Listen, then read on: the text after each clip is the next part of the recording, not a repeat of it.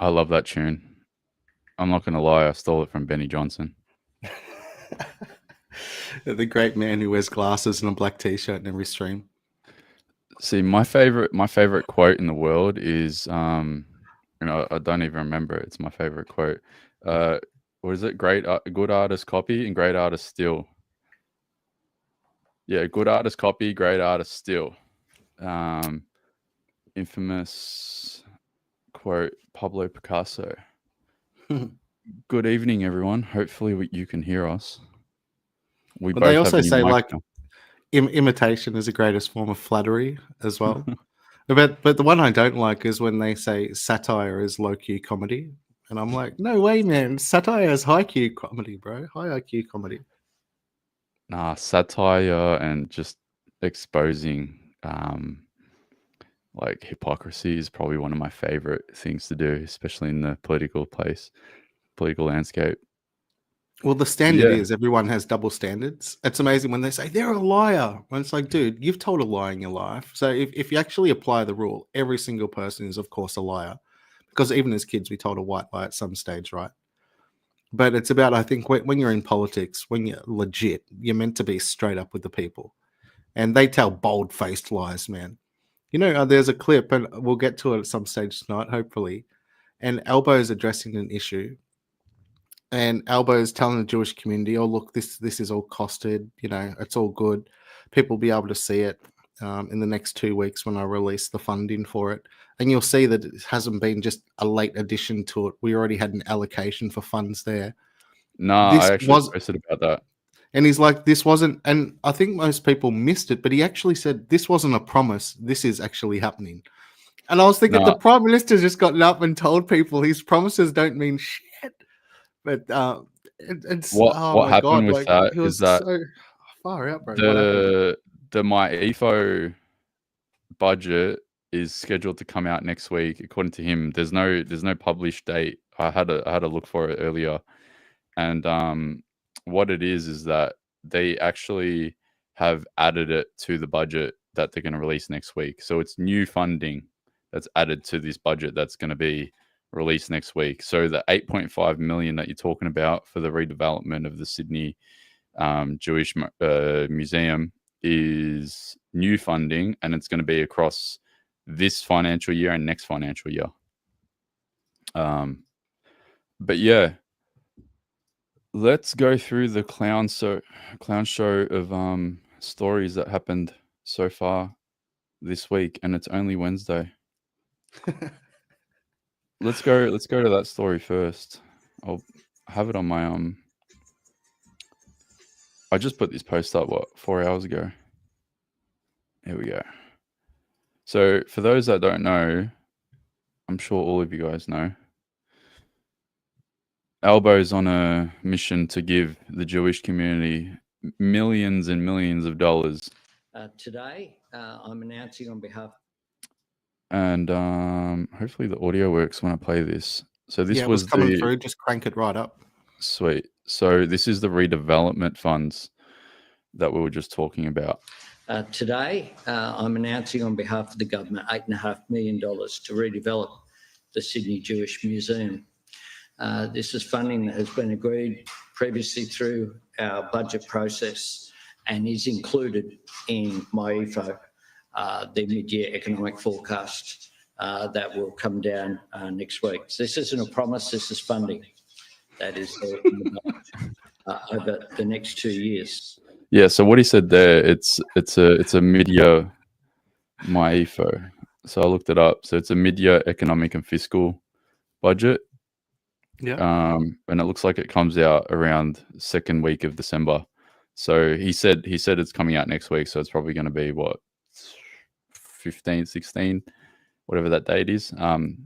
But yeah, so that's additional money. So that 8.5 mil goes into this mid-year economic and fiscal outlook budget for the 2024, 2025 budget over there. And then it'll roll into the following year after that. So 2025, 2026. So 8.5 mil across 2 years for this redevelopment. I just love it. He said the quiet part out loud. He was like, this isn't a promise. I don't even know why would he have to say that. It's because he's trying to reassure that community that this isn't just words. I'm actually going to step up. I'm going to give you the cash. And I guess he had to make that distinction there because they were saying, listen, you better get on out there and you better say this, and you're not going to be bullshitting about this. And that's why I made the distinction. This isn't a promise. This is legit. I'm giving you the cash. And a lot of people were saying when they were watching this, not just this clip, but the actual presser that he did, it was probably about a 25-minute presser, that he looked like he was fake emotional. He sounded like he was fake emotional the whole time.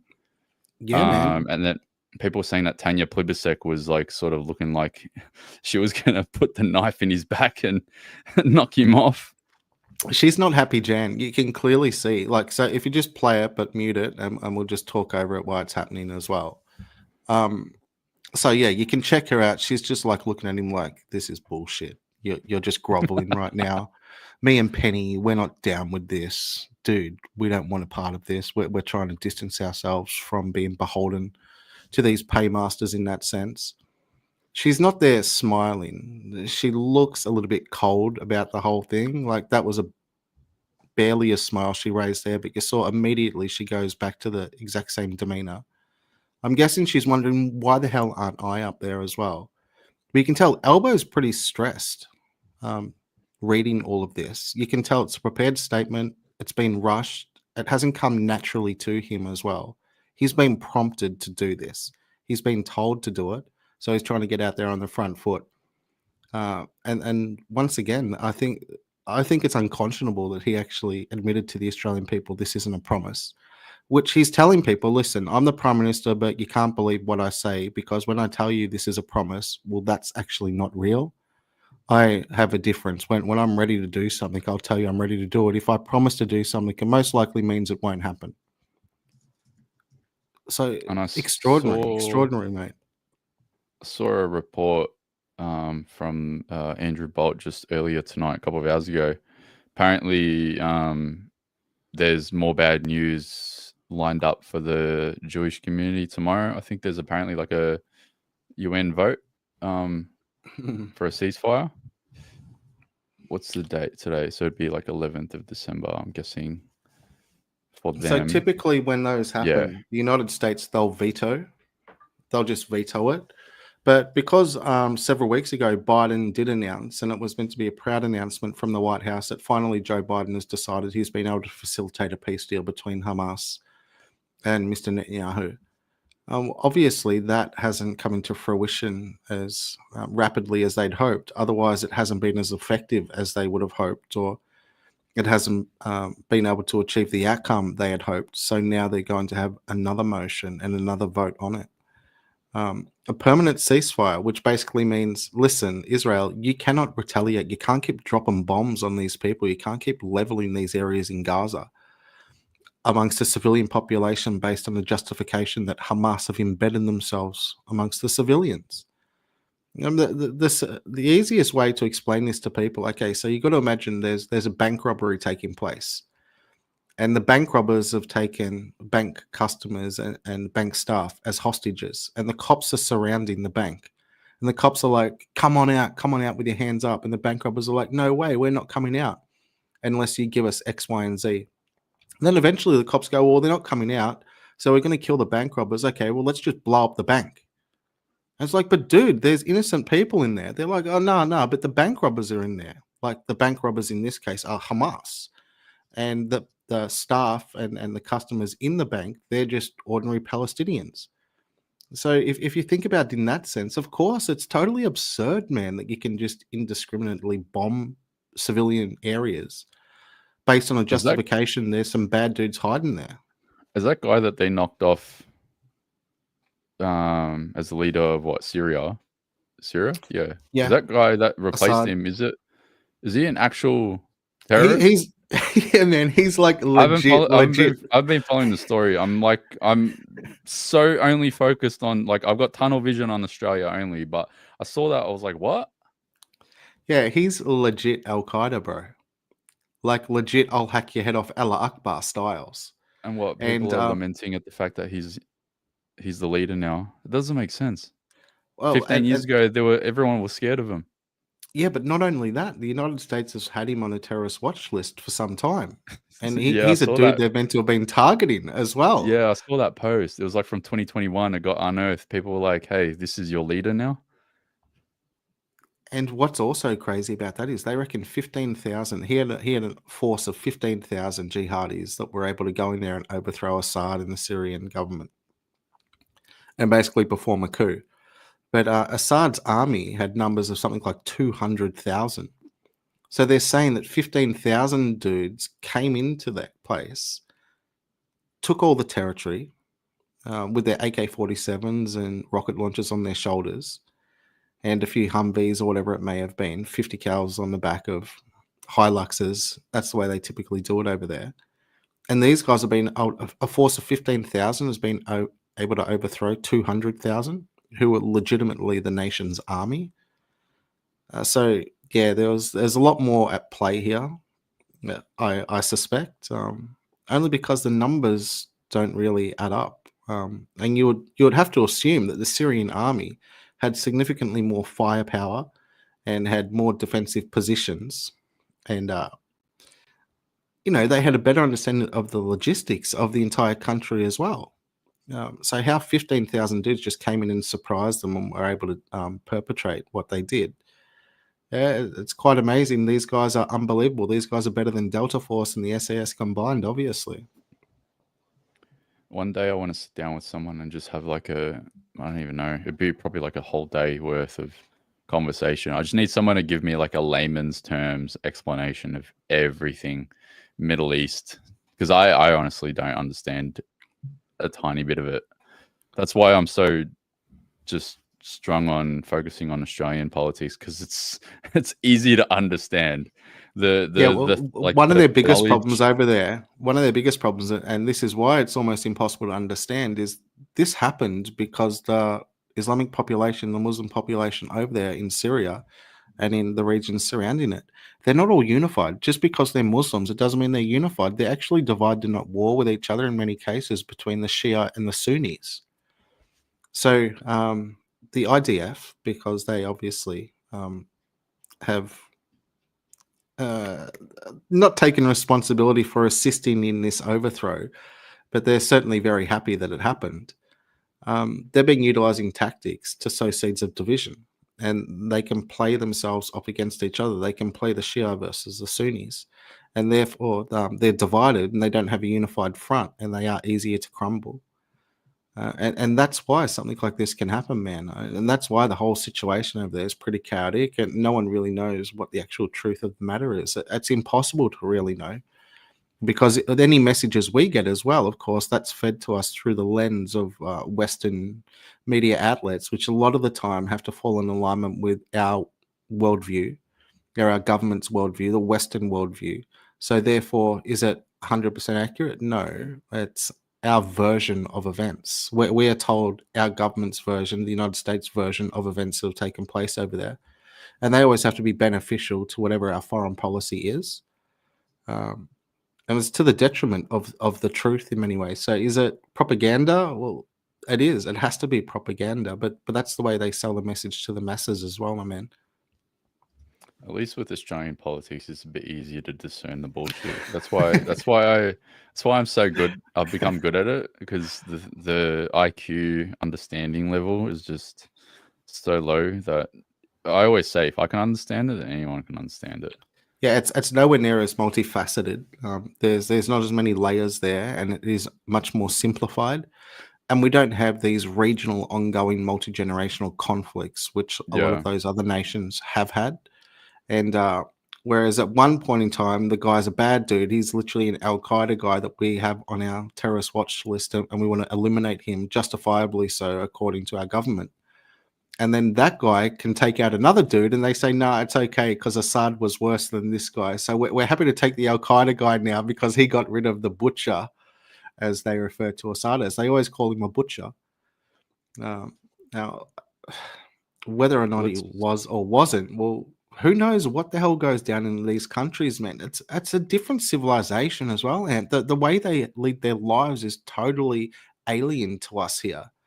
and they're rooted in tradition, and the tradition a lot of the time is sectarian violence, and that sectarian violence is normalized as well, my man. And that's why you have jihadis, and jihadis are born every single day because they're born into a family of them. You almost got to look at it through the lens of, imagine every single person in Australia was born into an outlaw motorcycle gang family. And because everyone grew up in different bikie families and everyone's cousins were all a part of a bikie So family or something. this is the explanation that I need. I need that layman's terms understanding of it. I need someone to explain it in like metaphors and layman's terms and make Australian references to it. Use that colloquial language so that way I can understand it. But once again, I don't fully understand it, man. This is me just trying to sort of wrap my head around it. I listen to people, I read things or whatever, but unless you're there, unless you've lived it, you've got no idea. And then some people might listen to somebody like Syrian Girl, listen to Mariam, and she's got a totally different take on all of this stuff to lots of other people, and other people come against her and say, no, she's totally wrong. And she's like, no, I live there. I speak with people who are from there. I have family members still over there. I'm relaying to you the correct information. But one side's always the enemy and the other side's always the good guy, and vice versa. And they've got adversaries everywhere and no one really knows. So I guess the truth may lay somewhere in the middle. But like it always does. Australian politics is easier. I guess the only thing this is going to do is allow and enable weapons dealers, arms traffickers of arms, to be able to do more business in the region now, because there's going to be further need for more arsenals. And so someone's going to make bank out of this, bro. They're already making bank big time. What's this guy have to say? Yeah, so old mate, so I clipped a whole bunch. What I always do throughout the day, I always clip a series of sound bites from whoever steps up to the plate and wants to become a celebrity for the day. And this is Mr. Alex Rivchin. He's a co-CEO of the Executive Council of Australian Jury. So he made the suggestion this morning on multiple interviews that he did today. This was from Sky, but he actually reiterated this on every outlet that he was on this morning. He goes that he wants mandatory anti-Semitism education in schools, and that the current teachings of the Holocaust are not up to date with the current conspiracy theories and myths that are being shared by people in the community.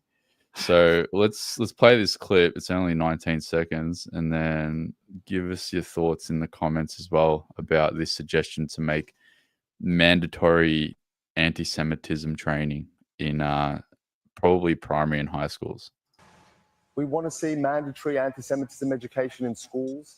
I think it's become clear to everybody that teaching the Holocaust, while is something that has enormous merit, it doesn't deal with modern anti-Semitism. We have to teach it in its uniqueness for people to understand the here and now, the conspiracy theories, the myths, and what it does to society. So when I heard that, I'm like, hold on just 1 second. And we have, 200 comments here. So let's see what people have said. Let's look at the top comments. So what does this mean? So Care Bear goes, what about, was it Bolshevism? Marty's made podcast about the anti-humans is an eye-opener. I don't even know what that is about. I bookmarked it a few hours ago because I was like, I'll look into that. So he's talking about the Bolshevism. So that's the Bolsheviks. That's the Russian Revolution. That was what went down. 20 million people slaughtered during that. So the argument he's making, and this is the argument I've made to people, because people have said to me, Hitler was the worst guy ever on earth. And I'm like, okay, but what are you quantifying that on? What are you basing that on? And they say, well, he murdered 6 million people. I say, well, okay, yep, that's horrible. It's tragic. Obviously, we don't want to repeat things like that. But that doesn't make him the worst guy ever to exist, because there's been guys on Earth that have literally murdered way more than that. Like 6 million is a small number. Mao killed more than 30 million. Castro killed a few. Pol Pot's killed a few, maybe not as many as Hitler. But then somebody like Genghis Khan, he's wiped out heaps. And the Bolsheviks, what happened there? They murdered more than 20 million. So you're talking 3 times, 4 times, 5 times as many people have been slaughtered in conflicts by crazy rulers and leaders around the world throughout history, and we're not learning about them. So that's what he's saying. And many people do raise that argument. They say, why aren't we learning about these Bolsheviks that did that? And one of the reasons that's put forward is why we aren't not learning about what the Bolsheviks did is because many people are saying, and I guess it's historically accurate in some senses, that quite a few of the Bolsheviks had Jewish DNA, would be the easiest way to say it. And therefore it means that that means some Jewish people have actually been responsible for perpetrating, at least joining in perpetration of some of the worst slaughters in the 20th century. And therefore, well, they can't be the only victims. I guess that's the argument he's trying to make there. Now, there's historians on both sides of that argument as well that say, well, yes, that's 100% true. They were intimately involved in this and they did perpetrate these sinister attacks. But they try to use the Holocaust as, well, that was more recent. And that was more significant because, according to the proponents of, hey, listen, we've got to remind people of the Holocaust constantly. That's because that they feel that their people were almost annihilated. But then you have people like the Armenians that will jump up and say, hey, what about our genocide? And what about what happened in Kosovo? We had ethnic cleansing as well. And that was more modern. Yeah, fair enough, it wasn't 6 million, but there were at least a couple of million. So where's the history teachings on that? Why isn't that a part of the curriculum? Why aren't kids taught about that? Why aren't we forced to remember that? And so the argument that, once again, is being made that there can't be just one protected class on the face of the planet, because there's many different peoples from many different regions around the world throughout history that have suffered, man, and suffered more greatly than what the Jews did. Yeah. So it's a history lesson in not comparing, but it's like people are polarized by certain events where there was a mass, genocide, if you want to use that word. And it's all emotional as well. It's all based on emotion. But at the end of the day, you can't call someone the worst guy on earth because his body count via his army wasn't as large as other dudes whose body count via their armies is gargantuan in comparison. So it's about recognizing and acknowledging, well, whoever has the most significant body count through their war and through their annihilation of peoples, well, they have to be at the top of the tree for the worst dude ever. And Hitler isn't in the top 5. He's not in the top 5. When it comes to things like this, my mum always says, never compare yourself with others. And when it comes to with these numbers, I almost use the same sentiment. Never compare one thing with another, because I know there's just so much nuance that I don't think anyone will ever come to an agreement, and will ever, this will rage on for a debate till the day that we die, and then the next generation will have arguments about it. It'll always just roll on. I love this comment though. How about mandatory teaching of government overreach and misinformation? Well, that's bringing it back to home. That's more realistic for us. And the thing is, the reason why your mother's correct in saying that as well, and that's because we don't have a dog in the fight. It's not us now. That's why I don't pay attention to it. Even if I could get my head around it and got a layman's terms explanation about everything, like a full history lesson, because it's not that I don't care about history. So I've chosen to be tunnel vision focused on one thing that I know that I can execute and deliver a good result on. But yeah, I would like to learn more about it. I just don't think, I just feel like comparing all that shit, like I think there's a quote that goes like, comparison is the thief of joy or something like that. It's like you keep on doing this and it's just going to drain your life. And just doing this alone is very mentally and physically taxing. Yeah, how long's a piece of string, mate? Like, you don't know where to start and where it stops. And once you think you have all the ducks in a row for it, someone else will bring up something else and compare it against it. And then you've got to argue the whole point again. Exactly. So I don't like the direction that this has been going. But this really pissed me off. So I'll go to the clip before it because he had a media run in the morning, so Chris Minns felt like almost a sense of accomplishment today, because as soon as everyone got that this incident happened overnight, I think it was at 1 a.m. with the car bombing and the graffiti with the misspelling of was it Kill Israel in Sydney, he did a media run and he goes and says, we don't have free, and there's actually a comment that someone took the stills of it, and it's insane when you think about it, like the actual terminology that he used, dissected with the captions that I put. But he goes, we don't have the free speech rules that they have in the United States. We've got strict interpretation of hate speech in the state. If we need to change the laws in the state when it comes to hate speech, that's what we'll do, even if it means impinging on people's rights. So before I play the clip, I really want to see if I can find the quote tweet, because someone in the quote tweeted it with screenshots of the actual captions from the video.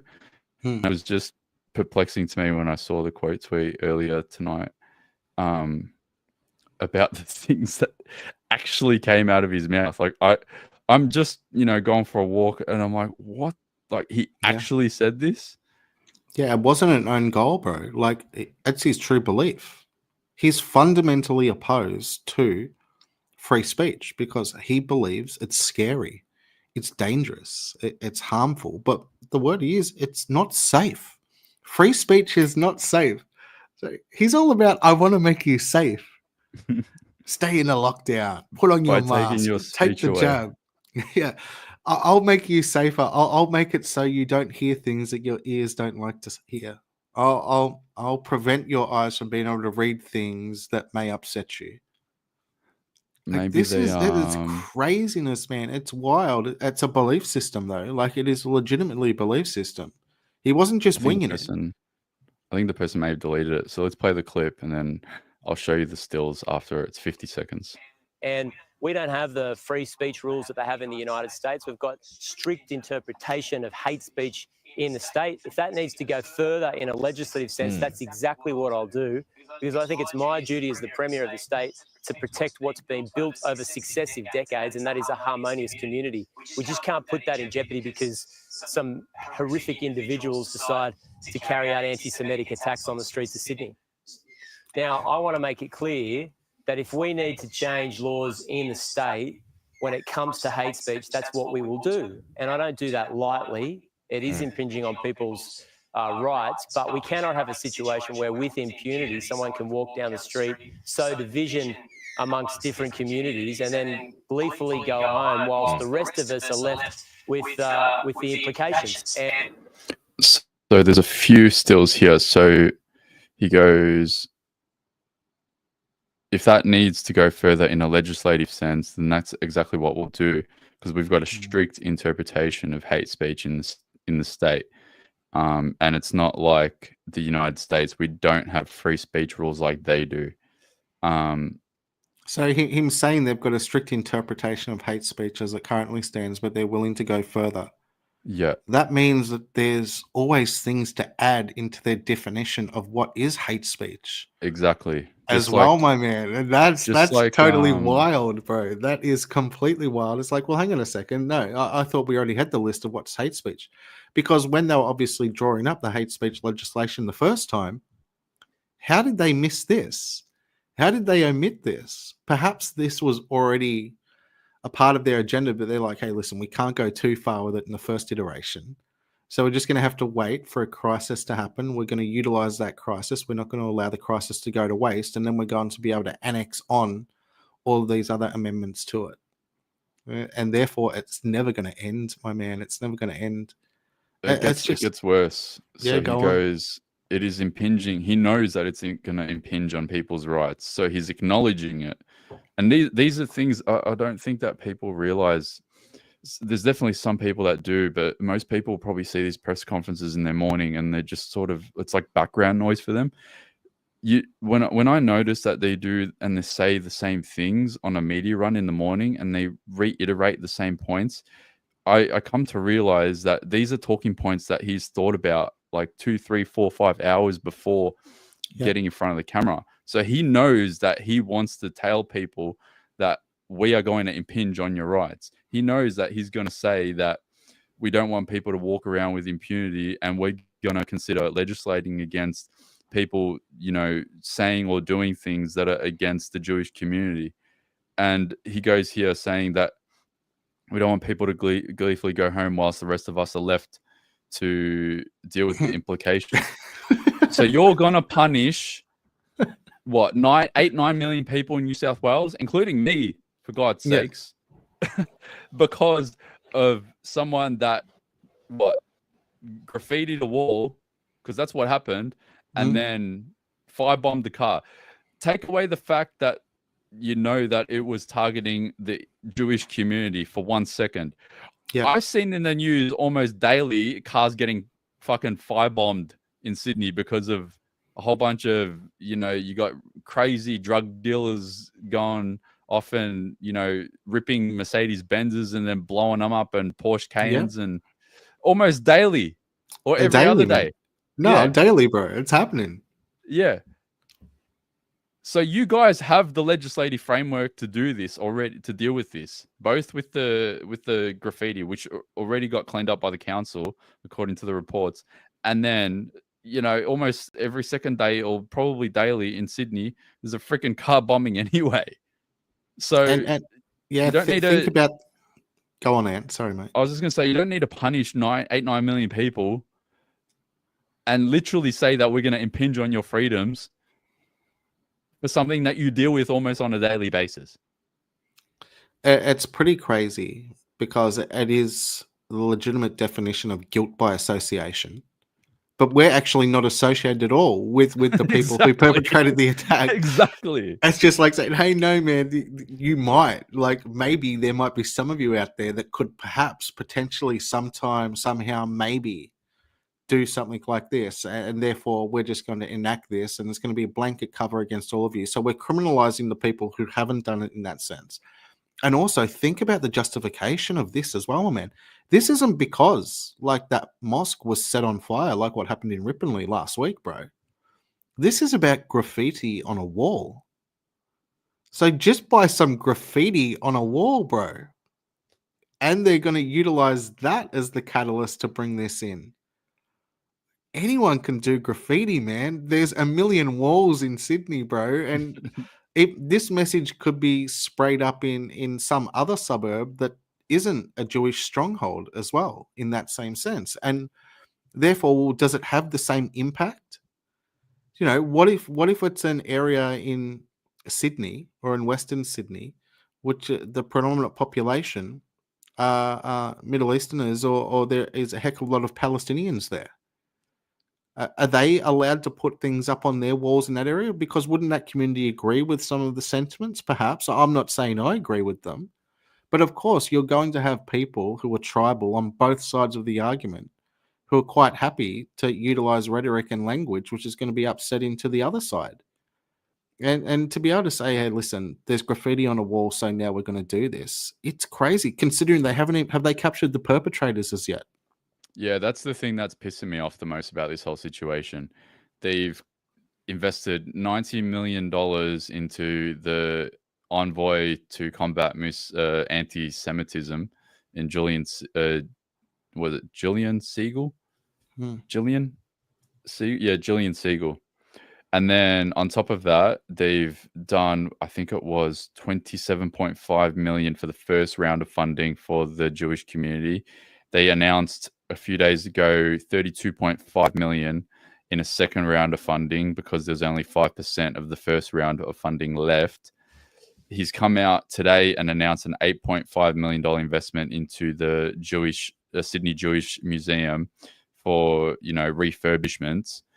And you've got Chris Minns saying that we're going to take your freedom of speech away because of a car bombing in Sydney that, again, happens daily. And then a bit of graffiti. Take the demographic out of it and just isolate the crime for 1 second, and just deal with the laws and the framework that you already have. I actually left a comment on Chris Minns' Don't know. on his I mean, page. you know, if Let's the play this, question and then is, can we do more?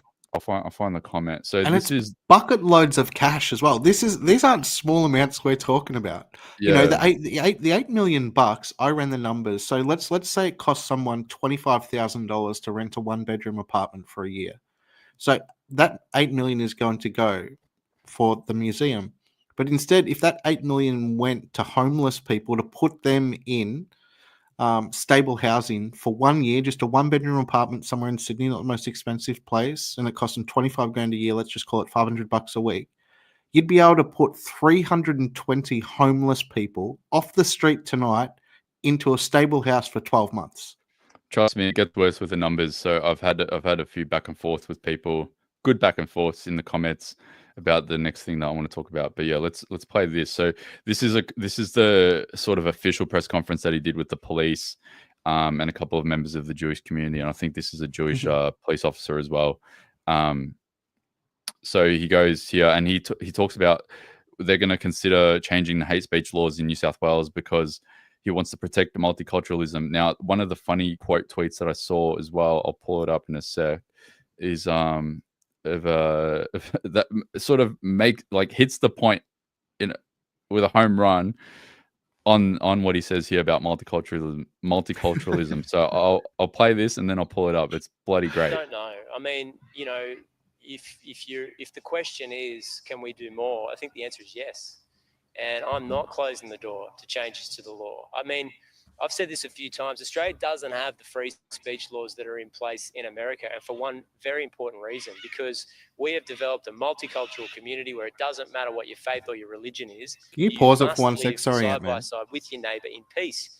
And if we need laws in place to protect what has been built over multiple decades and make sure that people feel safe in Australia, that's what we'll do. He literally says there that, hey, listen, we're not like America because we're multicultural. Basically, that was the sum of his argument that he put forward to say why free speech is so dangerous because we are so multicultural. America's far more multicultural than us, bro.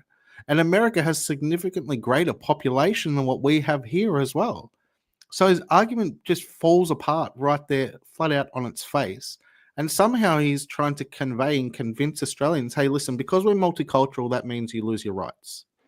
That's Most what I Australians will be like, understand. well, dude, let's not be multicultural then, man. If the outcome of being multicultural means you don't have rights because your rights might upset somebody in this multicultural melting pot. And what he's also saying, he's saying multiculturalism is a utopia. And we're going to make a utopia because we're going to deprive everyone from being able to speak freely. Who's the cheeky bugger that left this community note suggestion here? I haven't read it, but it goes what? Chris Min states that the US has free speech because it is not a multicultural society, and we can't have free speech here because we are a multicultural society. This is a lie. The United States is a multicultural society. 100. Oh, so this is right. Okay, because I rated it not helpful. I think I read it wrong. Dude. So it is helpful. Man. But it doesn't help adding the context. It adds the context to what he said was a mistake. It doesn't add context to my post. But I can delete that actually. There you go. Yeah, go again. So, yes. Let's go through this. Okay, easy to understand, directly addresses a post claim. It's not my post claim. It provides context. Yeah. Neutral, unbiased. Yeah. Yeah, that's good. That'll do. All right, that's better. I've corrected that. Okay, cool. I always think that whenever I see a community note on a post, I'm like, someone's just taking the piss out of me. But yeah, that's true. That actually hits home your point, which is great. But the thing that I wanted to check is that. Well, wait a second. Is China a multicultural society? Not in the same sense as us or the United States or Canada or England or New Zealand, right? No way. They are not. They're an ethno state. Do they have freedom of speech over there because they're not a multicultural society? No, bro, they don't. So it's not like there's a rule, a hard and fast rule that says, listen, if you're an ethno state, that means you can have free speech because then you're not going to upset any minorities in this melting pot of multiculturalism. Joel goes here. Now they're just straight up admitting that the Jewish feelings are incompatible with the freedoms whites both expect and cherish. So our freedoms have to go to make them feel welcome, as if our freedoms are making us anti-Semitic rather than the Jews trying to take them away. And the thing is that, and I've spoken to Jews today as well, and they're like, "I'm not down with this, bro. We're not down with this." The thing that I'm noticing is that the points that people like Joel that are making, people like what's the other guy's name? Something Cottrell. I saw Blair his Cottrell. Yeah, Blair Blair. Cottrell, the other day. These are very well-spoken, intelligent people that actually have really great nationalistic points to make. They've read hundreds and hundreds and hundreds of books on the topic, and they've studied it diligently. Yeah, for and I've come years to now. realize that the slander, the shit that gets thrown at them, the calling what is it, freaking what is it, bloody Nazis and freaking, you know, all the other bullshit that the articles always throw at them. It's like I've actually been listening to a couple of their talking points, and I see the quote tweets and comments like this, and I'm like, you know what? They actually make really good points here. Like, take away your bias for 1 second and just consider what they're actually saying for a moment. Well, they come at You it from start to logic realize- as well, because Yeah. they've refined their arguments. They know that they're going to be smacked from pillar to post regardless of what they say. So Yeah. now their messaging is actually on point. And Joel's smart. Like, people can argue all against him and say, oh, they don't like his rhetoric or they wish to distance themselves from him. But he's a smart young guy, mate. He's got his head screwed on right. Now, if they have a counter argument to make against him, by all means, make it. But that doesn't diminish. Where's the lie in what he's saying? Where is the lie? And I if, think that's if there what they're isn't a afraid lie of. there, 100%, man. They hate the fact that these guys can potentially sway minds. And Yeah. it's a battle arena of ideas as well, and they play it fairly. It's Absolutely. just that they're up against it, man. The rules are skewed against them. Someone put in the chat here, and this is so funny as well. They're like, how the fuck did we end up here? Because of a flu in China? And it's so true. I Like, see that's what another it- comment. Anthony's finally taken the Joel Davis pill. Like, I got red pilled by Joel Davis. No, I've been acknowledging, and I read. You don't understand. Like, if I look at my screen time, it's actually outrageous. I probably have about a 22-hour screen time per day. Like, the amount of content that I consume just to be able to keep up to date and across everything. Yeah. No one will be able to understand the depths of content and you know, the things that I read and acknowledge. So I'm not exactly red pilled by him, but I definitely have been paying attention. We don't have to agree with everything that everyone says, but if someone does make a good point, regardless of who the point is coming from, even if you consider them a bad guy, it doesn't diminish from their good point. Their good point still stands as a good point. I mean, I'm a bad guy. I've got a criminal record now. I'm a criminal. Well, that just means for many people you're real. You're an OG. You're a legit one. You know, you're fighting for the right reasons. You know, Ned Kelly would say, "Come and take a seat at the table, sonny boy. Give him a beer, ladies and gentlemen." He's walked in now. You want a Ned Kelly's crew. So Nah, you know. bourbon and Coke. I'm good. All right. Next thing about the synagogue, and then I think we'll. And just as well with that, and this is an important context as well, because until we actually until the police actually capture the perpetrators of it, until they are put through the court system and convicted for perpetrating the crime, right? Then there should be responses based on what they've done. And we can determine and ascertain, well, what were their motives? What did they do it for? Are they truly hateful? Are they part of a larger network of people that wish to perpetrate similar attacks? And the reason why that needs to be said is because there are dozens and dozens and dozens of cases, and I'm not selling lies here whatsoever, but there are dozens and dozens and dozens of cases where in the United States there have been swastikas drawn on walls in college campuses, or there have been banana peels left in particular areas where African Americans frequent. So there have been all of this racial incitement, which is then weaponized by people that wish to utilize it to benefit themselves in those particular minority groups. And the media reports that there's all this hate going on, and we've got to stamp this out and look at this, and we've got to help these people and give them more funding. Then the investigation is done.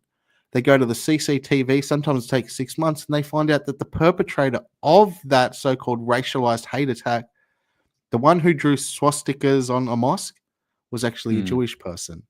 The one who was leaving banana peels around African-American college campuses and leaving ropes strung up on trees, invoking slavery and things like that, that was actually an African-American activist. And we also had similar things recently taking place here in Australia, where you had people at the Palestine rallies holding up signs and carrying signs like kill the Jews is the wrong phrase, but it was something equivalent to that. And then it turned out the very people who were carrying those signs were members of the Jewish community here in Australia. And then when they were caught about that, they said, oh, we had to do it because we're trying to show the true colors of these people marching in the protest. And it's like, well, hang on a second. The people in the protest actually didn't carry signs saying that. You're the one carrying a sign to say it. So they actually, sometimes some people within these communities, as unfortunate as it is, they actually conduct these attacks and assaults and these heinous actions themselves, and they use it to benefit their community. Not all, but as I said, it's no lies. People can check it. There are dozens and dozens and dozens of instances of this taking place in the UK, in the United States, and even here in Australia over the last few years.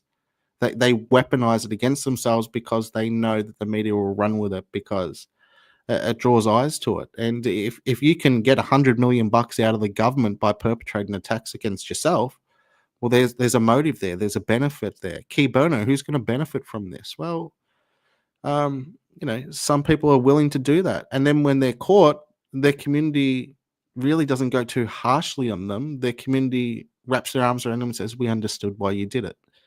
And that's the context, man. But the media won't share that with people. And that's why I think before there is a response from the government, we should get to the bottom of who's actually perpetrating these things in the first place. I actually don't think they're going to catch whoever it is. I think I saw Avi's piece on it the other day, and there's a whole bunch of holes in the guy that he interviewed at the start of the video. I think his name was Yumi Friedman, the one that had the dusty hands from the fire. That was hilarious. He had a story with about 15 different holes in it. Even I was like, what the hell is this guy talking about? Like, I've got the clip that someone actually clipped it and made it, and then I sort of broke it down a little bit more myself because I have the same questions as well. Like, I'm actually curious. One, has this guy been interviewed and been cross-examined on the basis of this interview with Avi? Because I just want to know that. I'm not trying to take a shot at him. He has to be interviewed. Like, freaking, if he's not interviewed and cross-examined against this content, there's a problem. And I think everyone would probably agree with that. Like, yeah, due diligence demands that he is interviewed, if only to be removed as a potential suspect. Like, he goes here. Like, I'll play it. It's just play like, it, dude. it's so many holes. It's actually stunning. This is from the police. We had a tool here around. Now my car was parked here. Suddenly from the far there, 5 people with big flashlights screamed, "Police, stop!" What's going on? Stop your hands! Stop! Now, who said it's police? I'm the one who called. Yeah, who said it was police? But he said that he called them. I'm like, what? And then I think there's another part. And there's also something crazy at all the synagogues down in Melbourne, and because I'm from down there and I used to live in the areas where a lot of synagogues were. There's no dramas, peaceful, nice little suburbs.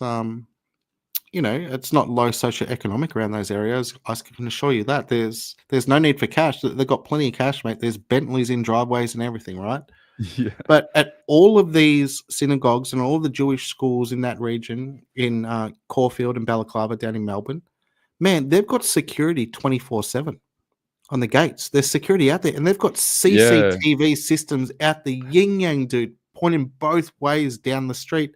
And all of the houses along those streets where the synagogues are and where these Jewish schools are, the people who live in all of those houses, they're all Jewish people, man. It's like it's a Jewish enclave, and there's nothing wrong with it. We have enclaves all around Australia, but that's where they live, man. Yeah. They'll go walking down there. So all They of these have cameras and all the houses leading up to it, all of those people have cameras as well, man.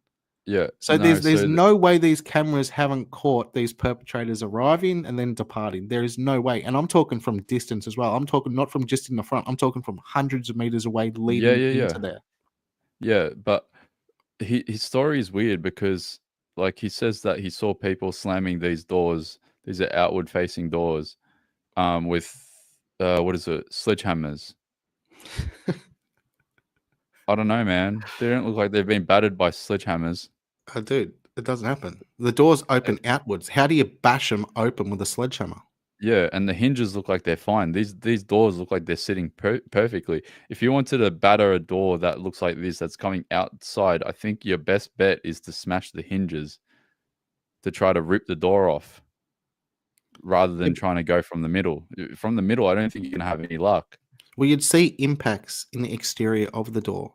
Yeah. From the face of the sledgehammer smashing into it, because it's not like the first strike is going to just bust it open, then it's going to spring back and open up like that as well. Yeah.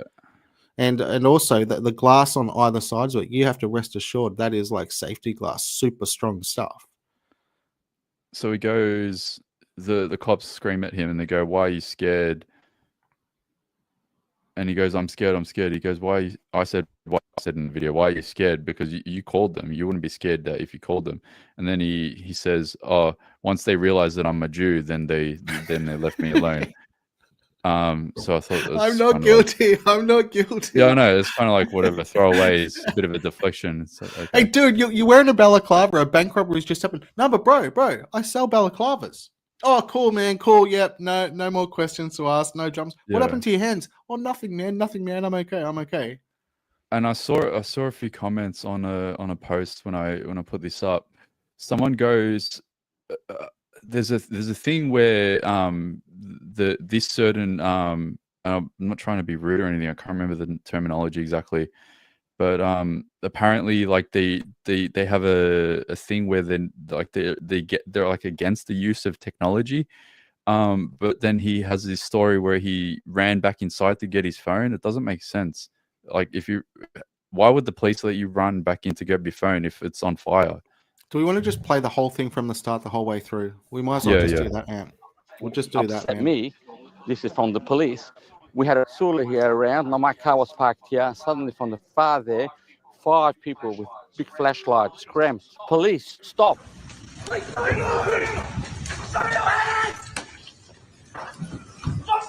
Now, who said it's police? I'm the one who called.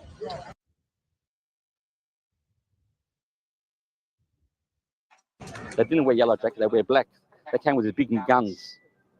And they came and arrested us.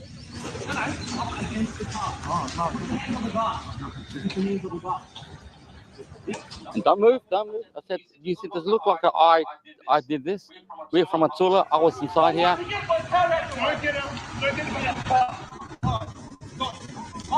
the one who called. Yeah.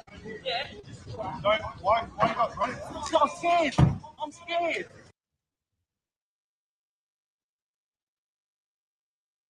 It took them a while to realize that we're Jewish and we didn't do this. It took them a while to realize you're Jewish. Yeah, it took them a while to realize that, maybe you didn't do it. What eventually gave it away to the detectives that you're Jewish? What does it look like?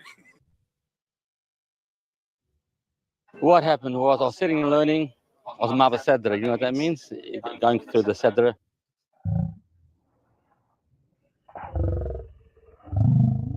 This guy here, what he said last So I night. just jumped out of my seat and I ran. When I came back to the hall,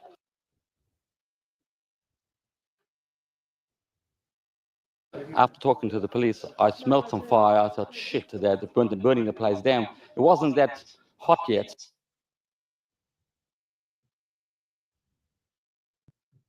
So I opened the door to go inside to get my phone and my tefillin, but I burnt my hands.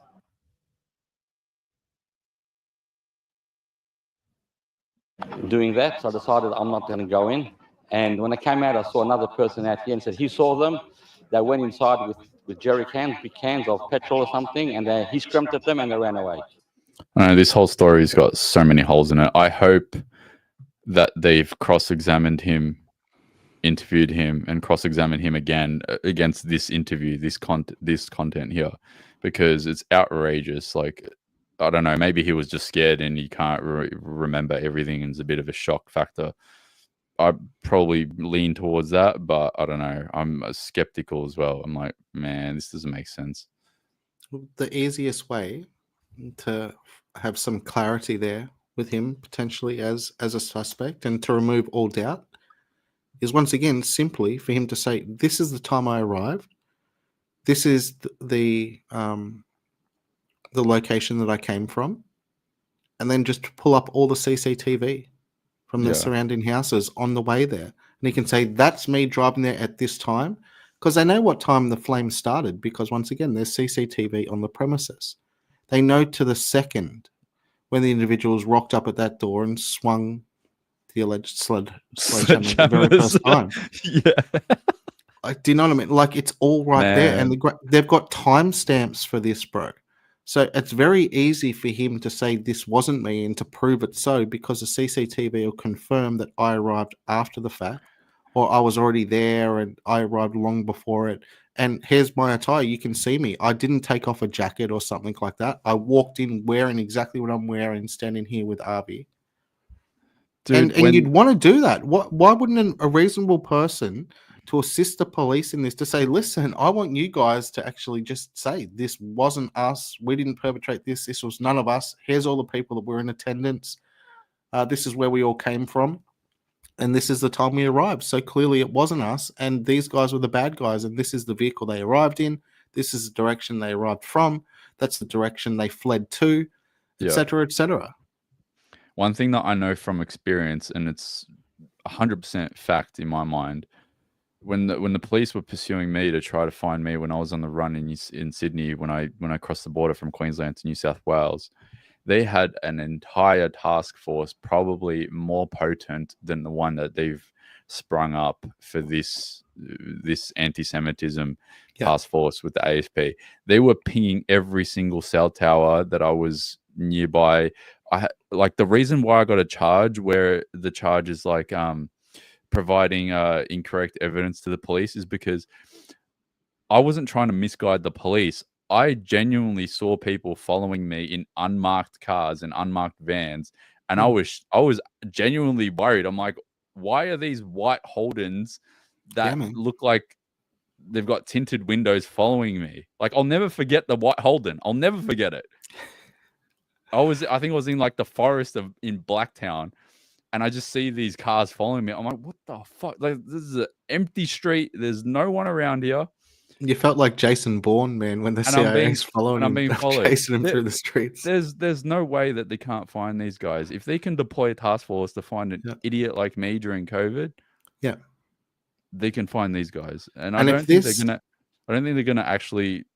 It's not that they're not gonna find them. I think they already know who they are. They're just gonna try to push as much like propaganda into pumping dollars towards them, towards their cause, and hope that people forget about it in the wash. Well, here's a fair question to ask, and I don't know if I don't know what the answer is. I'm merely just asking the question. What if they were able to determine this was a self-inflicted attack by some people that thought that this was necessary because of anti-Semitism is on the rise here, so they're willing to take these extraordinary measures to force and compel the government to enact certain things so they could be afforded more protection? And then what if the police were acutely aware of that? What if they had the evidence of that? And what if they were able to convey that message to the government as well? Would the government, in that instance, reveal that information? Or Either way, they don't need it. They don't need extra powers. They don't need extra money. They don't need anything. The fact that they've declared it a terrorist event now, I think, waives their ability to claim it on insurance as well. And it falls under national security then. So technically things can be classified or be withheld from the Australian population. Yeah. And therefore, would it be very good PR for the government to come out and say, listen, sorry, guys, as horrible as this thing was, it was actually perpetrated by people who were members of it. There's no way that they would come forward, even if they knew that was the truth, and reveal that side of the story. There would be so much pushback against them from people who are very influential with government officials already that we would never know. And I think so that's the this might sad just thing. end up being a giant mystery. It'll be an enigma. We never catch the perpetrators. They just disappeared. They're fleeting phantoms, man. They're like Bin Laden hiding in caves, and before you know about it, he turned up in Pakistan 15 years later. But I guess transparency and the curiosity of the Australian population demands that we find the culprits for this, because of course, naturally, reasonable people, decent people that live in our communities, we want to know who these bad guys are, and if they did perpetrate an attack such as this, hey, they deserve to be locked up, man. Like, we're all in agreement with that, aren't we? Because we can't go around firebombing locations. You Yeah. can't go doing that. That's like against the law, bro. And I'm guessing a prison term would have to be 10 years or more, certainly, for doing something like that. After all, it's terrorism. So that means these guys, based on a terrorist act, are going to be under 23-hour lockdown in solitary for 10 years or more as well, bro. 100%. It's almost like I'm just looking at this, so it's almost like a biannual event. So remember the William shootings, and they Yeah. started to target Christians. Yep. So this is actually just the anniversary of it is tomorrow, 12th of December, 2 years ago tomorrow. So That it's whole almost thing like is just crazy as well. Like the Yeah. lack of transparency there, how the hell that happened as well is just Yeah. amazing. It's a looks like it's a biannual thing where there's like a racially motivated, religiously motivated terror attack in Australia. They tried to call them sovereign citizens. And Yeah. all Yeah, of here. that. So Gareth Train was an active participant in conspiracy theory forums and website, probably a follower of me. He had espoused strong anti-government, anti-police, and anti-vaccine views and supported the sovereign citizen movement. Oh Now, my do you know God. every single Indigenous person in this country who identifies as legit Indigenous consider themselves a sovereign citizen? But they are never swept up into the dragnet of when they're launching accusations against sovereign citizens. Because they're saying, listen, I'm free. I'm not subject to these laws of the crown. I've got nothing to do with the queen. I want nothing to do with you, white fella law, whatever it may be. Like full, true blue, traditional Indigenous people living out there in the land. They see themselves as sovereign. Every time Lydia Thorpe's in the Senate, what's she doing, man? She's not bowing down, right, bro? She's like ferocious against it. She's standing back against it. She's saying, I'm sovereign. I'm not here for you. I'm not subject to you. I'm not your slave. But they never categorize Indigenous people similarly to what they do with individuals like that. And I believe he was a high school principal. But of course, they've got all the keywords in there. He was a sovereign citizen. He was a conspiracy theorist. He didn't want to get 5 times vaxxed. He liked guns. Man, you live out in the outback. You're on a property. Dude, of course you're going to like guns. You've got to eradicate vermin on your lands, right? And there's nothing wrong with that. What's wrong? I see no danger in the law-abiding owning guns, particularly when they live in rural areas, bro. Like, to me, that's stock standard. That's totally normal. That's as common for them to want and desire to have guns as it is for them to want to have a 79 series Land Cruiser, bro. And now they've pinched his land. And I found a reel a couple of years ago when that happened. And I posted it. Let me see if I can find it. It's actually on the YouTube page. I just want to see if I can find it, because apparently there's like an access point below or through the property with like gas pipes or something. I'll see if I can find the video. And another thing as well, if you're going to find it at some stage throughout it, I keep seeing on my feed there was some school bus attack or a bus attack in South Australia for an Yeah. Islamic school, and it was Yeah. firebombed. Yeah, And so that's- what's her name? Fatima Payman came out and made a statement about that today. Yeah, so everyone's favorite WA senator. Fatima Payman accuses Australian politicians of a double standard after an Islamic school bus was set on fire days after Jewish synagogue was firebombed. But there's one problem. What's the problem? I think apparently the bus attack was just like a I think it was like this. I saw comments. So this one was what, racially motivated, they're saying. But in Adelaide, it was torch. Police suspect it was racially motivated, yet there's no outrage. Oh, so this is her comment. However, Senator Payman's claim the bus arson was racially motivated was inaccurate. Apparently, according to South Australia Police, on Monday, they had so far not identified any evidence to indicate it was racially politically motivated. Okay, so Okay, that's the thing that they're saying. That's but it the was a problem. school bus. Was it a school bus? Can Yeah. we at least? So it was a school bus. Yeah. What type of person goes out and firebombs a school bus? Like that bus didn't just blow up. It wasn't a gas tank just exploded. Like this was a deliberate attack to firebomb a school bus. Is that correct? Are we understanding that and it's correctly? At for least that's the accusation. IQRA Islamic College in Southern Adelaide. Right, Set alight on Sunday. What type of maniac goes and sets fire to a school bus? Yeah. What's the reason behind that, bro? That just if it was a slow news week, that would be a national story. That would be a major national story, and that thing has been overshadowed by these other things that have happened. But I think that does deserve some attention. I don't think that should be swept under the rug. I think that's horrible that that's happened, man. Like, who the hell is bombing school buses? Yeah. I think the only positive thing, if there is such a thing from that story, is that at least there's a way to amplify the hypocrisy between the two stories. I think that's the best way to attack it. So that's exactly what Fatima Payman's done as well. Anyone see this video? It's only 7 seconds. This is a fucking cracker. I can't believe he said this. This rabbi. Yeah, let me crack the volume up.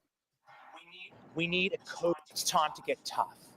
We need a COVID-like response to anti-Semitism. Reports, it's time to get tough. A COVID-like response to anti-Semitism. Do you know what that sounds like? I'll be tongue-in-cheek here. I know what that COVID-like response is. Right, we've got to build a wall. We've got to build a wall around the Jewish communities in this country. That's got to be like walls in Israel, around Israel. And the rest of Australia is outside of those walls. And therefore, that would be an adequate response. The whole thing is insane. And fair enough, I believe the gentleman would have gone on at length about what he was trying to explain there. But sadly, of course, the news just grabbed the sound bite and just put that out, and that was basically it. They didn't give him 15 minutes to lay out what he thinks that comparison should be. No. It definitely was like a good 5-10 minute chat. When I had an interview with Channel 7 all those years ago when I got arrested first time in Melbourne 2020, I was talking to Cassie Zervos for about 10-15 minutes and he only aired about freaking 10 seconds of it. So I have no doubt that he was spewing some weird shit. And then as soon as the producers heard that, they're like, yep, that's the soundbite. That's going to go viral. What does that even mean to you? When you hear it, what does that mean? What type of images does that paint in your mind, man? A COVID response for anti-Semitism? There's a COVID response right there. That's your militarized police on the street walking around asking people, are you an anti-Semite? Prove to me I'm not an anti-Semite, bro. Maybe we've got to put badges on every individual in Australia who is not Jewish to distinguish who is not an anti-Semite, and those Australians who are unwilling to wear a badge that says I am not an anti-Semite, well, clearly they must be the anti-Semites because they're reluctant to wear a badge saying I am not an anti-Semite. Kind of reminds me of a little bit of history that I do know about. Yeah, well, that's what I mean. It was that was a tongue in cheek for obviously, the Jews back then had to wear a badge or something on them, showing the Star of David. Nice little star, yeah. And nice so little yellow patch. That's the T-shirt. Like, you need to start walking around with a T-shirt that says "I am not an anti-Semite." So that means, cool, man. Yep, I'm not down for the cause. And that's the scary road that we're going down. And then you've got this freaking asshole here, John Pizzuto, wanting to. Who is he appealing to? Like, really, man? I know there's people that vote Liberal, bro, but they're not even down with him, man. He can't be. I think Jacinta he's a little megalomaniac, bro. If they ran an election tomorrow, Jacinta Allen would win in a landslide just because this guy has no fucking charisma whatsoever. Yep. Look at him. He does not inspire me one No. bit. He doesn't project strength as well, man. There's no strength projection there. Everything about the optics of him is totally wrong. But even regardless of the optics, the messaging is so off. He doesn't punch back twice as hard. And remember, once He again, doesn't punch back at all. This he pissed me punches off back so against much. Moira Demon. He punched back against a woman, bro. He punches back against Moira Demon for saying dudes Actually, don't have, on that, chicks don't have dicks. on that, Moira's judgment is going to be tomorrow. Let me pull it up because I'm pretty sure it's on her account. All right, so Moira Deeming. Yeah, so she just reposted it here. Federal Court of Australia. Moira Deeming versus John Pizzuto. Justice O'Callaghan will deliver the judgment in this matter tomorrow at 10:15 a.m. So it looks like we've got some great viewing to watch tomorrow. Yeah, I bookmarked this from a couple of days ago. Yeah. And just a quick reminder to everyone, if you are on the YouTube channel watching that tomorrow morning, you are not, in fact, allowed to screen grab it. You're not allowed to screen record it and then post clips of it afterwards. Yeah. If you do, you're going to lose your access to your channels, and the government's going to send some dudes to your front door to knock on it, and you're going to be hauled through the courts. Like, no joke, you're not allowed to do it. And I've written to them before and asked them, hey, how do I get a transcript of what actually took place in this proceeding today? Because I was busy, I couldn't catch it. They said, sorry, we don't provide those. You'll have to go through a freedom of information request. But that's really not going to get anywhere until the case is well and truly done and dusted and over. And it's like, well, by then it loses its relevancy. But yeah, you're not allowed to capture what actually took place there and then put it on X, which is extraordinary. I think you should be able to take what's there, particularly when it's testimony. Why shouldn't Australians be able to watch it? It's almost like they deliberately constrict the distribution of what goes on there because they don't want Australians to be aware of what's actually taking place in a lot of these federal court hearings. I don't even think the media is allowed to do it, but yeah, that's happening in Victoria. So the one thing that I saw a comment that someone said with regards to this is that hopefully this judgment is a negative swing on Pizzuto, so he can't go forward with his suggestion here. So for those that missed it, and I'll pull up the post that actually breaks down the legislation a bit more.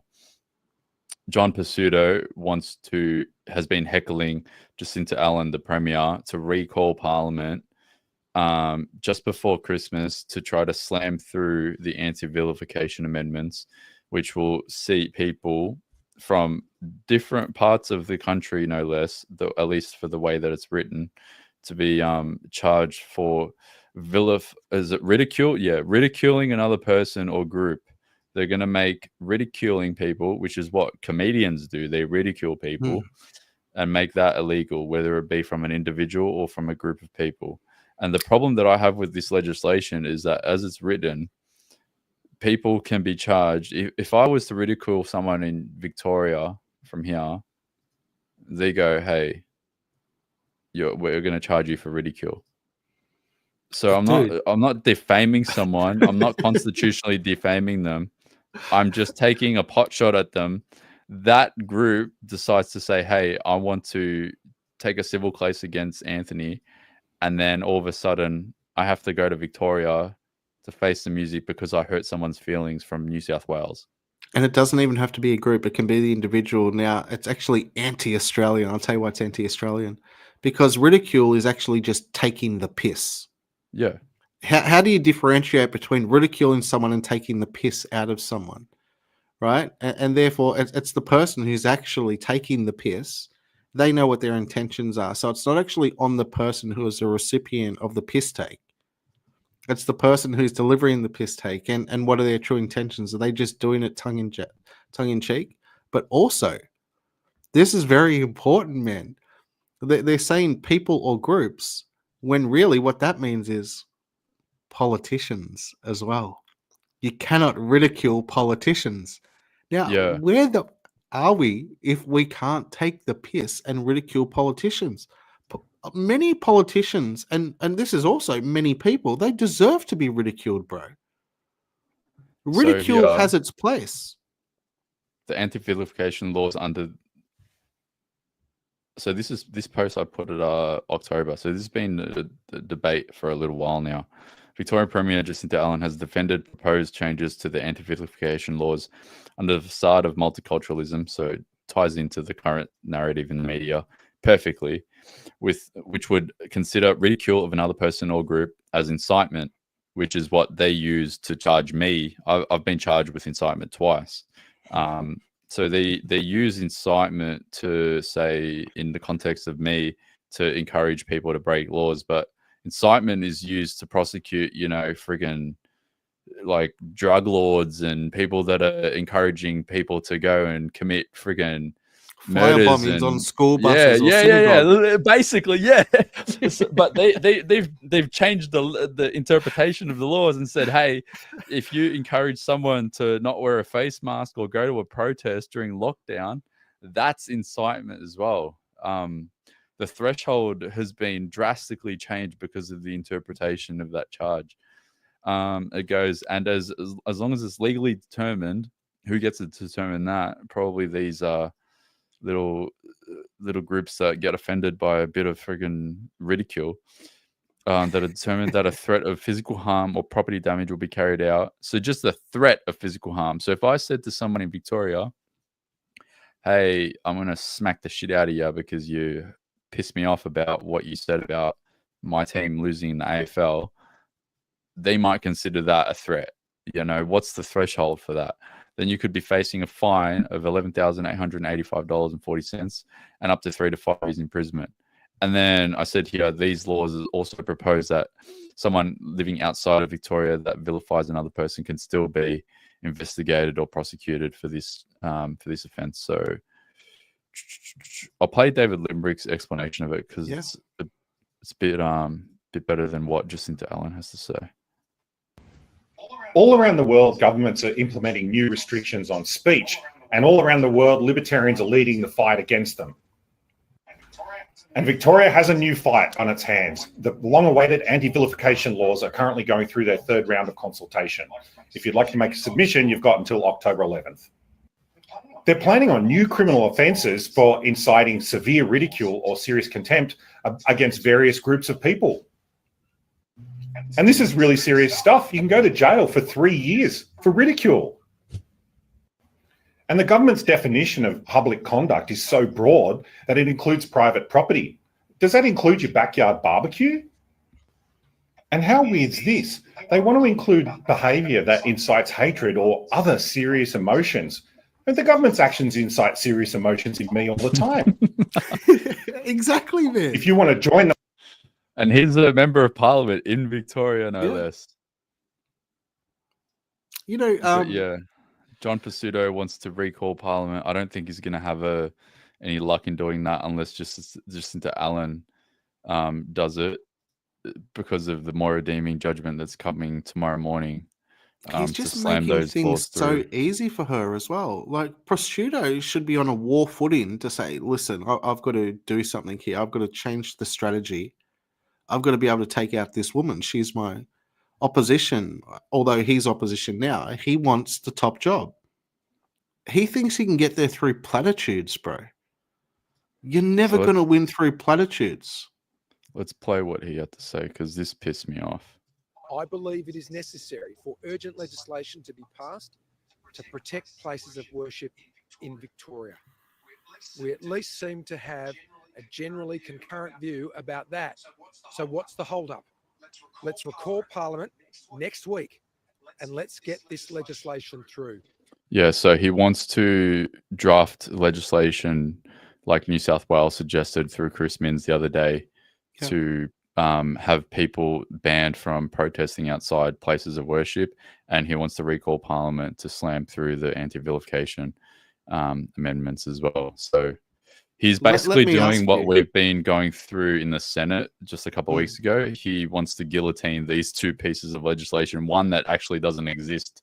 He just wants to quickly draft it, have no consultation, and then legislate.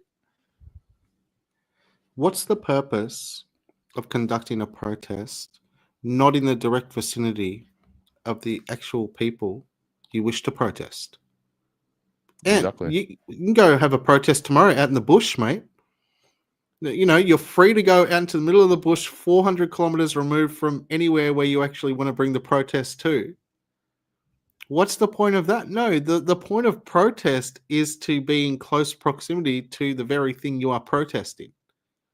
Otherwise, it just has, it loses all of its effect, my man.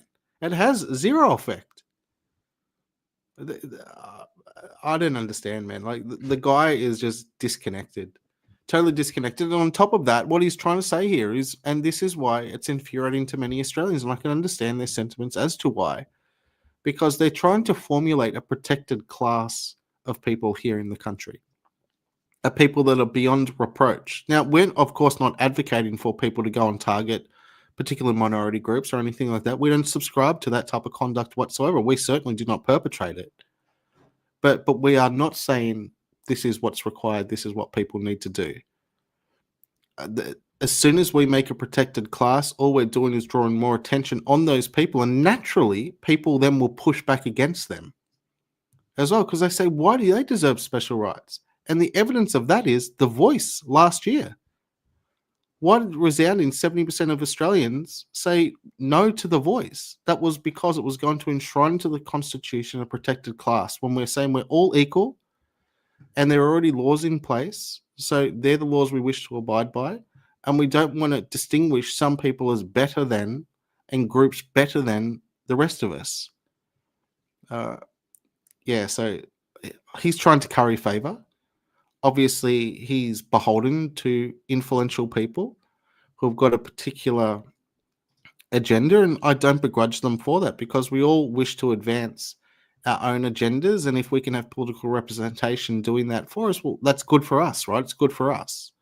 This is why people make political contributions. If you're in business, you'll contribute to a political party, knowing that when they attain government, they'll give you some kickbacks, or it'll make it easier for you to perhaps win some tenders from the government. So there's always benefits to this analysis which is going down, and they've made a strategic decision to say, we've got to get John on board, and John, you're going to get on out there, and if you say this message for us, we're going to keep the cash flowing towards you, mate. And if you don't do it, we're going to know you're not loyal to us.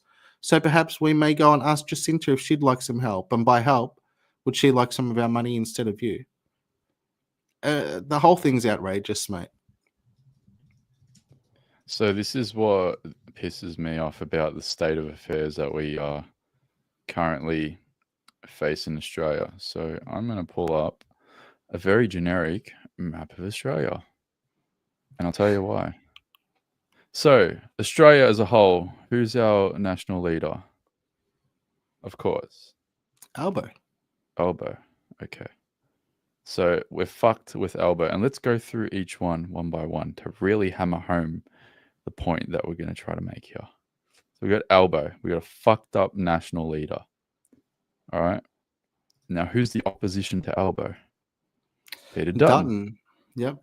We got a fucked up opposition, the national leader in Dutton. They're basically two in the same. All right, back to the map. Northern Territory. Let's go with WA first. WA, you got Roger Cook, current premier. He's dealing with people grilling him about the vaccine with the what's the terminology that they're using? It's like I can't remember the terminology, but it's like they're having like debates with him regarding the contamination of the vaccines. So he's up to the eyeballs with people trying to prosecute him. It seems like civilly, or at least debates with regards to how WA and Mark McGowan, an extension of him, and how they were treated. And his defense is, I'm not McGowan, and he's on the phone to McGowan all the time. What the hell have you left me here, bro? You've thrown me in the deep end. Get back here. You answer for this shit, mate. You've done it. Why am I dealing with this? And he's like, you're the leader now, bro. Yeah.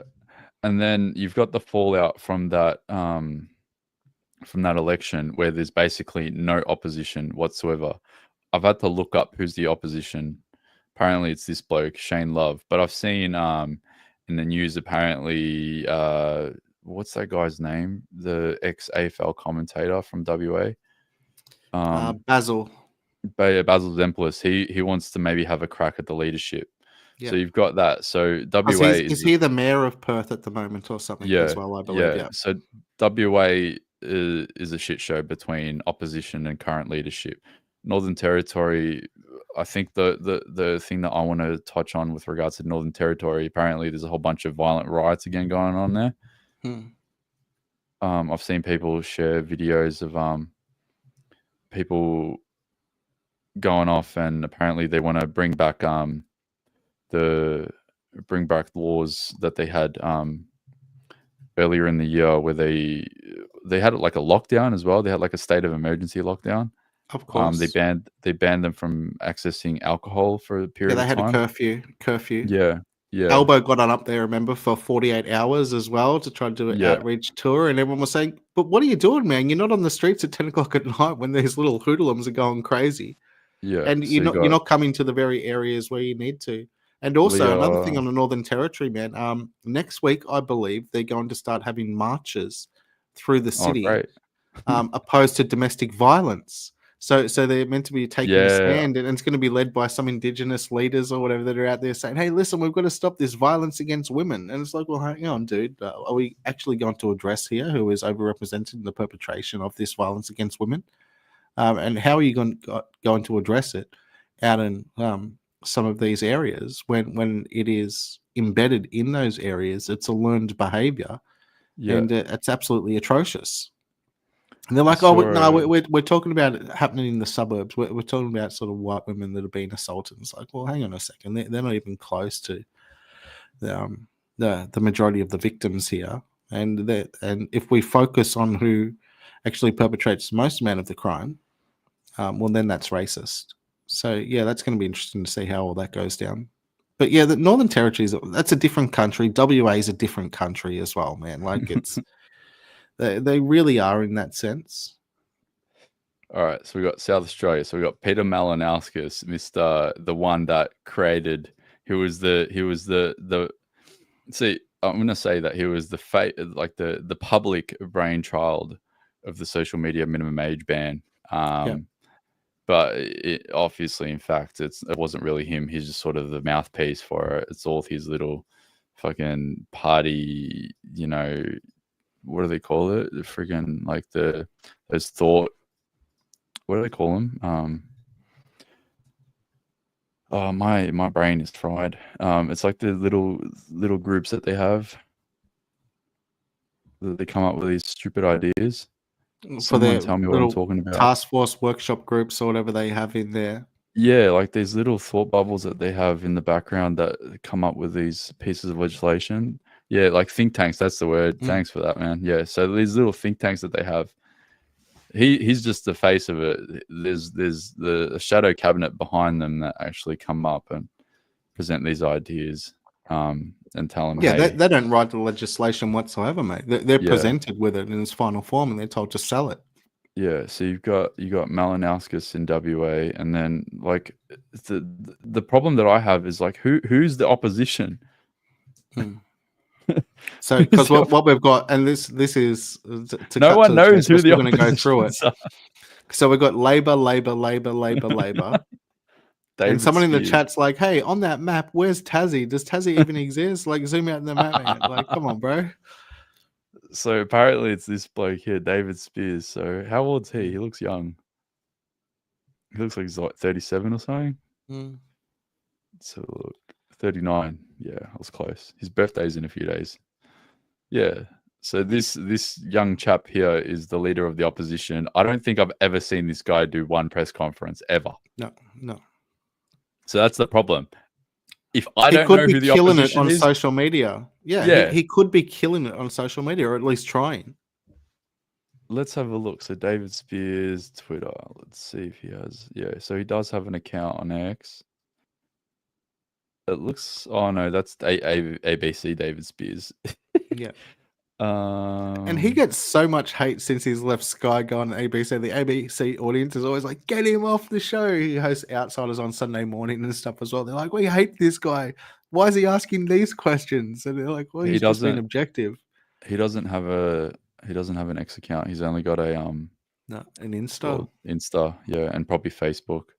So he's got 10,000 followers, and it looks like it's more of a personal type He's thing. a kilt wearer. He's a kilt wearer. Yeah, I think it said that he's what, Scottish or something. And he's a high vis dude as well, so he gets on out there.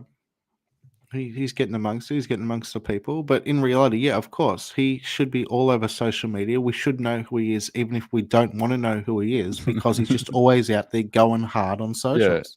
So he's not actually born in Australia. He's born in Scotland, UK. There you go. Yeah. So It'd be so interesting to have an Australian politician like at a premier level who's got a really super thick Scottish accent, like a Billy Connolly style, full Braveheart style. Someone goes, he probably has a Blue Sky account. Yeah, he looks And like that's a Blue another Sky thing as account well. person. And is it a major cause for concern for you? And does it make you raise your eyebrows when we have sitting politicians who do not have X accounts? Like if they've just got an Insta or Facebook, you're like, come on, bro. They're not really in it, bro. They're not in it for the right reasons. It's a bit of a one-way street. On Insta, it's so placid. It's so rated G. They're not truly into it. I really don't care what platforms they're on, because I know that I was the one, and I take full accountability for it, that I was the one solely responsible for bullying Jackie Lambie to delete her account because of her comments about Elon Musk needing to go to jail for running Twitter in a certain way that she didn't like. I remember, and she was on Kyle and Jackie O's show. Did you see when Jackie Lambie was on Kyle and Jackie O's show, and they had some dudes calling in because she was saying she's a single lady, and they had guys ringing in to talk about the size of their package, and then Jackie was going to decide who she wanted to date based on the size of their package. So she's so cooked. So we've got Queensland next. So Queensland is coming out of the election with Stephen Miles, an absolute train wreck of a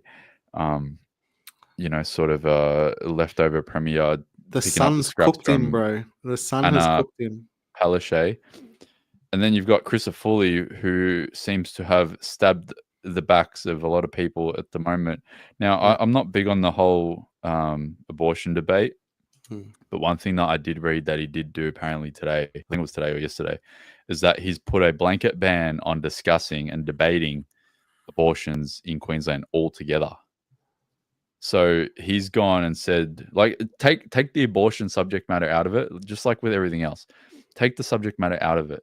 He's gone and done the most, like, backwards anti-democratic thing that you could do and say that we're going to have no debate on a subject because it upsets people.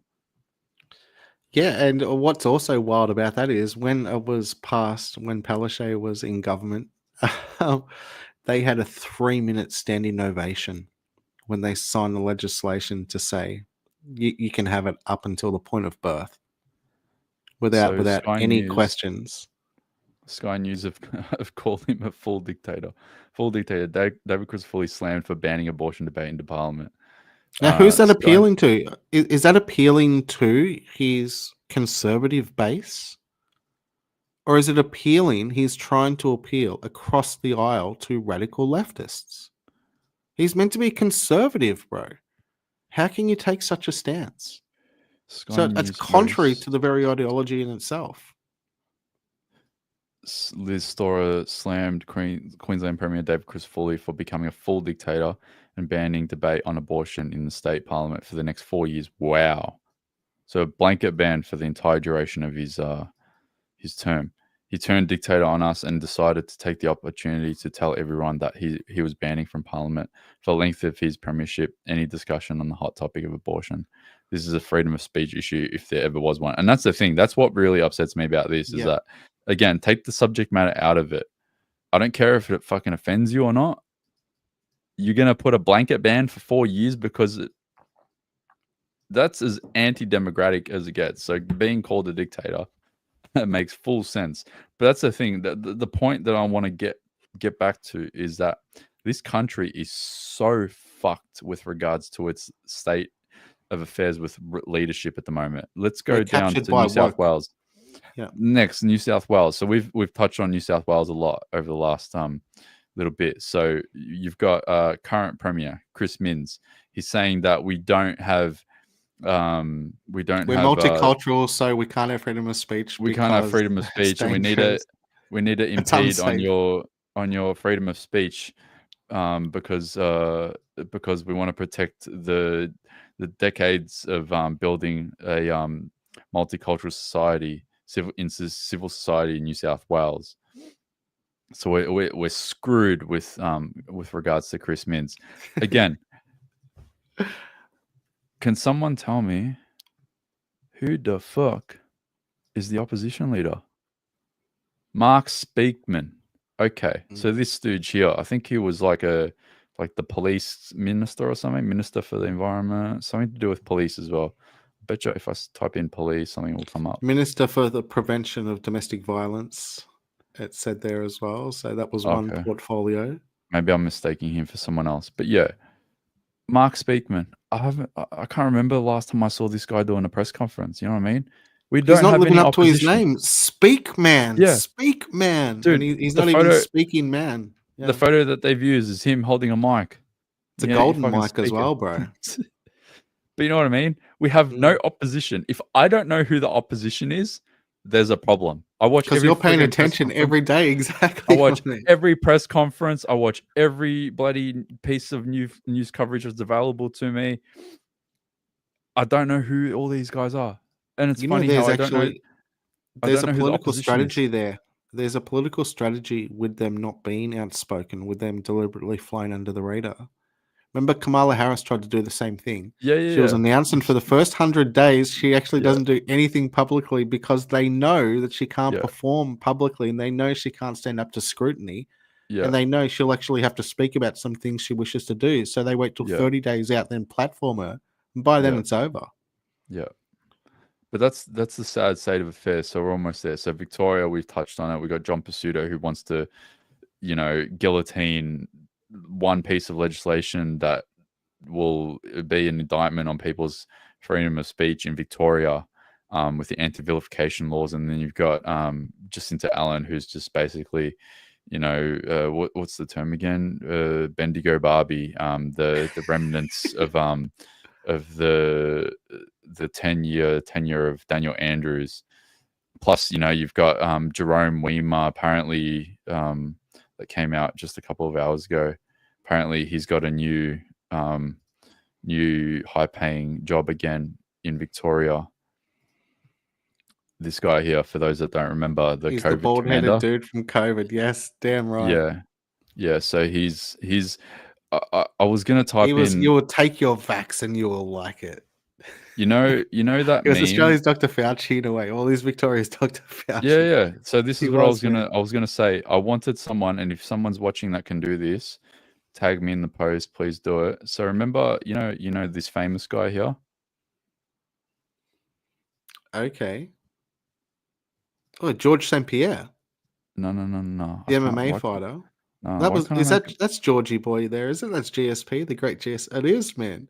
Oh, Johnny Sins. Johnny Sins, yeah. So I wanted. He was like the porn star from back in the day, wasn't he? Yeah. So I love that meme because it's got what I can't make it bigger. I don't know why. Which is no Diddy anyway.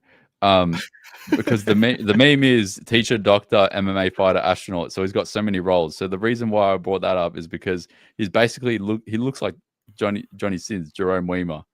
So it's not going to be hard to make a Jerome Weimer meme based on that Johnny Sins meme, where he's got multiple roles. So we need someone to make a Johnny Sins version of this meme where he's a former. It says he's a COVID-19 commander. Mm-hmm. And then he's got so many appointments, actually crazy. So, and then he I was don't know like why they keep appointing skinheads like him, bro. Like, I just don't get it. I understand he's aerodynamic at the top half. Commonwealth Games chief. That's the second role. So if someone out there is which collapsed and it cost him hundreds of millions and millions and millions and hundreds of millions of dollars, bro. So that's the second role. I've got the archive article finally. So what's he getting? 500K. Yeah. 620K. Just a lazy 620. COVID-19 commander. That was his first role. In in charge of housing policy for the Department of Premier and Cabinet, chief executive of the Commonwealth Games, so that's 3. And then I'm pretty sure he was something to do with the transport as well, like public transport. Played a role in transport bureaucracy, yeah. So And he public wasn't born transport. here. He wasn't born here, right? 'Cause he Oh, speaks with a don't pretty know. thick accent as well, bro. Like Yeah, I'm pretty sure he's a recent addition, which is okay, cool, fine. But to think, you know, he's coming in and making he's these decisions Dutch which were born, going to affect. born in the Netherlands. Man, can we just have Geert Wilders instead of him? Can we send him back and we'll draft in Geert Wilders from So the he's born Netherlands in the if we're going to have Netherlands. someone? Yeah, that's just outrageous. So he's a corporatist through and through, and he's plugged Yep. into the inner sanctum. And he walks out of one gig when it becomes untenable because the public is just in utter dismay. They've had enough of him, and he strolls straight into the next gig. It's the revolving door which people are just fed up with. So apparently an announcement is due in coming days. So I'm going to try to tune into that press conference. I can't wait to get that clip. So it looks like apparently Jerome Weimer and Jacinta Allen will be having a media conference to announce this formally to the public. They'll probably do it tomorrow because this story just broke today, a few hours ago. So So yeah, if you everyone think get about ready it, for like that clip.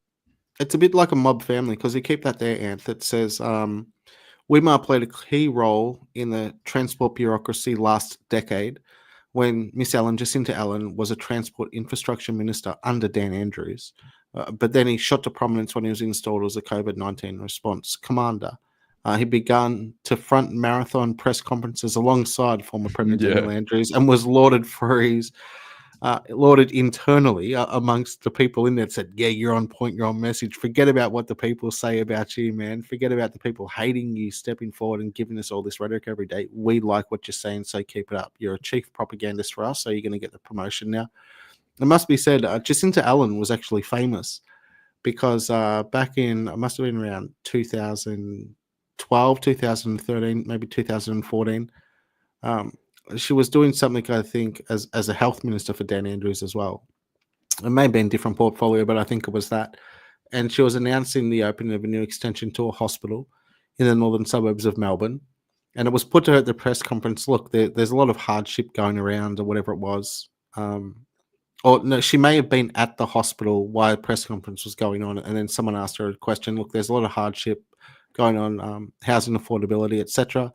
And what are we going to do to increase welfare payments so people can afford somewhere to rent? And she said, well, I sort of don't know what the problem is, to paraphrase her. She's like, I don't know what the problem is. I could get by on settling payments. And they're like, that's $400 a week. And she's like, yeah, I could survive. And then it turned out like the place she was living in cost $2,500 a week and all this type of stuff. And then there was a big challenge put out to her to step up and demonstrate to the people who are on welfare payments in Victoria to try to sustain herself on $400 or $500 a week. Of course, she was unwilling, but I guess the rate hasn't really increased since then. But that was her claim to fame. So she's been all about it for a long, long time. And remember, she inherited that role because Dan Andrews knew he was going to exit Victoria. He promised the people he was going to be in it. The people on Stockholm Syndrome decided they would love their enslaver once more. They voted for him, and then he exits stage left, and she comes straight on in. The whole thing is just incestuous, mate. It's like a mafia team. They're a mafia, man. So 2 things that I want to just pull up as well as talk about because it just hit my feed not that long ago. So this post here, I'll never forget it. So this was probably the most iconic moment for me with regards to Jerome Weimer. So this is a post that I put up December 28, 2022. So this video is 2 years old now. I go, that one time former Victorian COVID-19 response commander, Jerome Weimer, now get this, said that if you walk past someone in a Telstra shop, you might catch COVID. I will never forget this. Yeah. So this is right. Someone like me and someone like Nathan from Mukbar TV that has an archive of all these videos is important because we can pull up clips and say, "Hey, remember when you said this dumb fuck shit?" And Nate was just a humble forklift driver, man. He was minding his business, and the government turned him into what he did, just like you, man. You're minding your own business. The government turned you into what you are as well, mate. They've only got themselves to blame. They made you. So here, let's play this clip. The way this strain of COVID is spreading has shifted. This is stranger to stranger transmission. They're brushing past each other in a small shop. They're going around a display home. They're looking at phones in a Telstra shop. This is very, relatively speaking, public. They don't know each other's names. And that's very different from where we've been before. The way this strain of COVID is spreading has shifted. This is stranger to stranger transmission. They're brushing Stranger to stranger transmission. past each other in a small shop. They're going around a If you pass someone in a small shop, display home.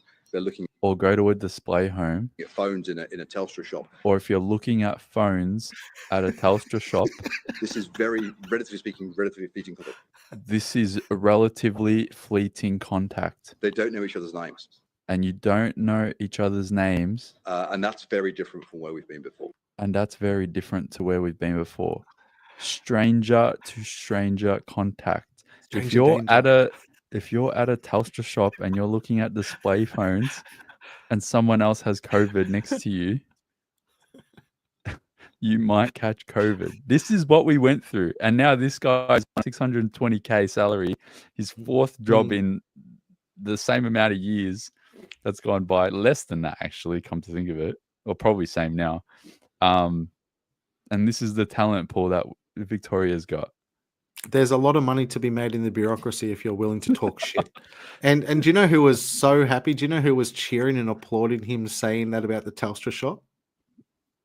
Vodafone and Optus. They're like, yes, oh yeah, come to our shops. You're not going to catch it in our shops, man. Telstra just got thrown under the bus by this dude. They're like, yeah, thanks, Jerome. Thanks, man. How much do we owe you, bro? Because obviously he didn't mention them. So naturally, that means it was all good in those shops. But no, by throwing Telstra under the bus. And what do you reckon the meltdown was in Telstra's board when that happened? They're like, did you hear what he just said? He just told people not to come to our stores. Yeah. What the hell are you doing, man? Explain yourself. They're like, shit, we really got to get on the front foot. We've got to launch a campaign now. We've got to get the PR team organized. We've got to push back against this. Rest assured, some of these conversations would have happened somewhere at some time, as absurd as what they were. But that's a natural response that a corporation has to make when they are presented as such. And yeah, man, so he's got zero fucks to give. And he's cool, man. His pockets are being lined. You know the next gig that he's going to get after this one, don't you? He's going to become the boss of Qantas eventually. He will become the boss of Qantas, man. I'm putting it out there right now. Well, the Johnny Sins meme has been completed. And then Tasmania. I mean, with all due respect to everyone that might be watching that may or may not be from Tasmania, I mean, what the hell even goes on down there? They're going to get a footy team in a couple of years. So they're going to become very relevant. They're going to get Friday night footy pretty soon. So you're going to win a premiership in 5 years as well, because the AFL will make sure that you guys the one thing that I like about startup teams in AFL is that you always bet you take the handicap, because they're always going to get smashed from pillar to post. It's going to be like 100-point handicap for the first 12 months. The AFL has actually promised them that they're not going to be the Gold Coast Suns. They're going to make sure their team is fully stocked. And they're actually also saying that John Longmire, because he's just resigned from the Sydney gig, he might be the inaugural coach. Let's wait and see. All of that's under wraps. But yeah, and what should happen is every single team should have to give up one player, one senior player on their list to go down there. And all the guys who are from Tassie that are playing up here for other teams, they should say, well, do you know what, I'm going to go down there. And they should double the salary cap as well to incentivize those guys leaving their team and going down there to build it. I think that'll be good. I think they're going to spend a couple of $100 million on a stadium upgrade and everything anyway. So to double the salary cap for them, to give them that extra allowance, will be okay. And property is cheap in Tassie compared to the rest of Australia. So, you know, you can set yourself up. So Tassie, you've got Jeremy Rockcliffe and Dean Winter is apparently the opposition. Again, I'm actually going to go through the their government pages tomorrow, and I'm going to see if they've done any press conferences lately, because this is an indictment on them. It's like, you are leaders of states in this country, and I ain't seen you do a press conference I haven't seen anyone from Tasmania do a press conference since COVID. So yeah, I think you got ACT, you've got Andrew Barr. He's a big sort of advocate for the COVID vaccines. I remember that. He said some really, really weird stuff, like literally about shit, no less. What is it? Andrew Barr, COVID, like toilet, something to do with the toilet or something to do with poo. Yeah, here we go. It was such a funny thing here. I found it here. So, what a shit show. New South Wales Deputy Premier John Barilaro has today blamed Canberrans on South Coast for COVID-19 fragments detected in sewage. I'll never forget this shit, man. And yeah, because they found out that's where the most narcotics are used in the country, because they tested the sewage. So yeah, let's play this. I don't know if anyone remembers this, but yeah. There were some COVID fragments found in the sewage in Merimbula. There's some speculation that Canberrans are to blame for that. Can you provide any clarity on that situation? No, I don't know where the sewage fragments have come from. I mean, there's COVID all over New South Wales, so it's just as likely to be from New South Wales. I don't think the sewage detection is quite that sophisticated to be able to tell whether it's a Canberran's poo or someone else's. John Barilaro has directly pointed at the ACT as the cause of that. What is your response to does John know something about the poo that other people don't? I don't know where he's getting that from. I mean, if he's got scientific evidence that can back it up, that it's Canberra poo, okay, all right. But I mean, seriously, I'm just not interested in having whose poo it was arguments with John Barilaro at the moment. This actually happened. Like if I had to remember a key moment from the ACT chief minister, that's the key moment that I'll never forget. You know. But for him to say we've got no idea where this came from, that's actually untrue, because I was legit. There was a study done, and they determined that the most amount of narcotics being used in the country per capita, of course, was actually in Canberra in the ACT. And they were able to determine that by samples taken from the sewage. And this was class A narcotic as well. So they're going, hang on a second, there's a heck of a lot of stuff going on here. And the reason why they had to determine whether or not this stuff was good stuff or bad stuff is it was being converted. They were using sort of desal plants, and there was all this conversion about, remember when the politicians were up there and they were taking urine and they were flushing it out and they were turned it into drinking water? Do you remember hearing about that as well, Anne? So yeah, this is a real thing that they're doing. They're taking wastewater and they were trying to convert it into drinking water. I think ScoMo may have even had a glass at some stage, or drank from a bottle where they said, oh, this is reconstituted like of this or that. They're like, what the hell? So that's when they were able to figure out per capita, yes, class A narcotic was being dispersed via the sewage system, via toilets in the nation's capital, which obviously means that many people that reside there are partaking in illegal and illicit substances. So crazy stuff. But yeah, they do know. Poor Merimbula, bro. Poor Merimbula. They got thrown under the bus there for no reason. But that's the point that I want to make. I really yearn for the state that this country is in terms of its leadership right now. Like, we've gone through every single leader and opposition that currently is in their position for Australia, and it's an absolute shambles. This whole country is so poorly governed at the moment, from every single state and territory to the head of the table with the prime minister, and opposition leader. It's an absolute shambles. And the thing that I wanted to talk about to wrap it up is the fact that this guy here is retiring. Paul Fletcher. And There you guess go. which electorate? Guess which electorate that is in? That's the electorate of yours truly. And guess what? I'm going to run a campaign because this is actually a seat that is winnable. And guess who the competition is? For everyone that lives in the electorate of Bradfield, please send me a message ASAP because Paul Fletcher stepped down and this is the competition here. Nicolette Bowell. She's a Teals independent. She actually was able to bring down the percentage. I think it was like a 12% swing to Liberal. And I think she brought it down to like 4% off the top of my head. So she narrowed the margin big time at the last election, but she still didn't win.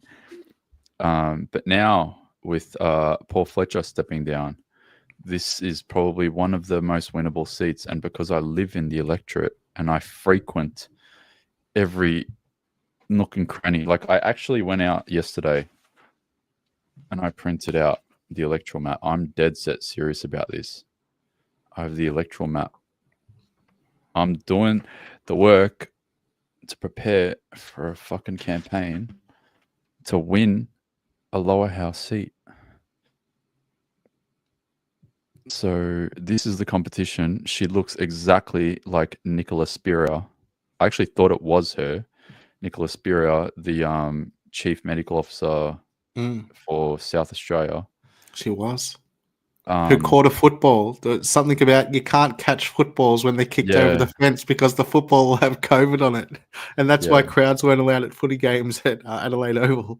Yeah. So this is the competition. The silver-haired fox. Yeah, 100%. And I just wanted people to know that because I'm going to be making a few posts about that coming up soon. So support your boy. Get on out there. You got 1,700 live people right now. You got massive campaign. The difference right here is Nicolette as a member of the Teals that is bankrolled by a billionaire.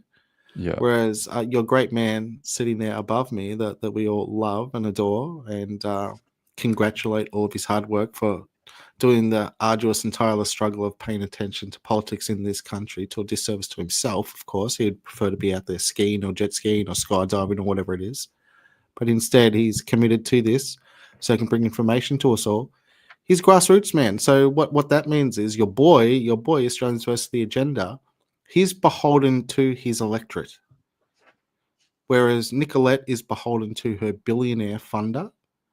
And let me just go on. Yeah, go on, mate. Sorry. The thing that I want to say is that the thing is that this is actually a winnable seat. And not only that, I don't think that Nicolette, outside of the money, is going to have the endurance to do the things that I'm willing to do. And the campaign, the guerrilla campaigning that I'm going to be able to do when it comes to content. I think she only has like freaking a couple hundred followers or something on her accounts. So she is going to be literally driven by money. It's going to be all money and all donor and billionaire Simon Holmes Accord money. That's going to be the machine behind her. And I'm going to go full grassroots against her to try to take her down.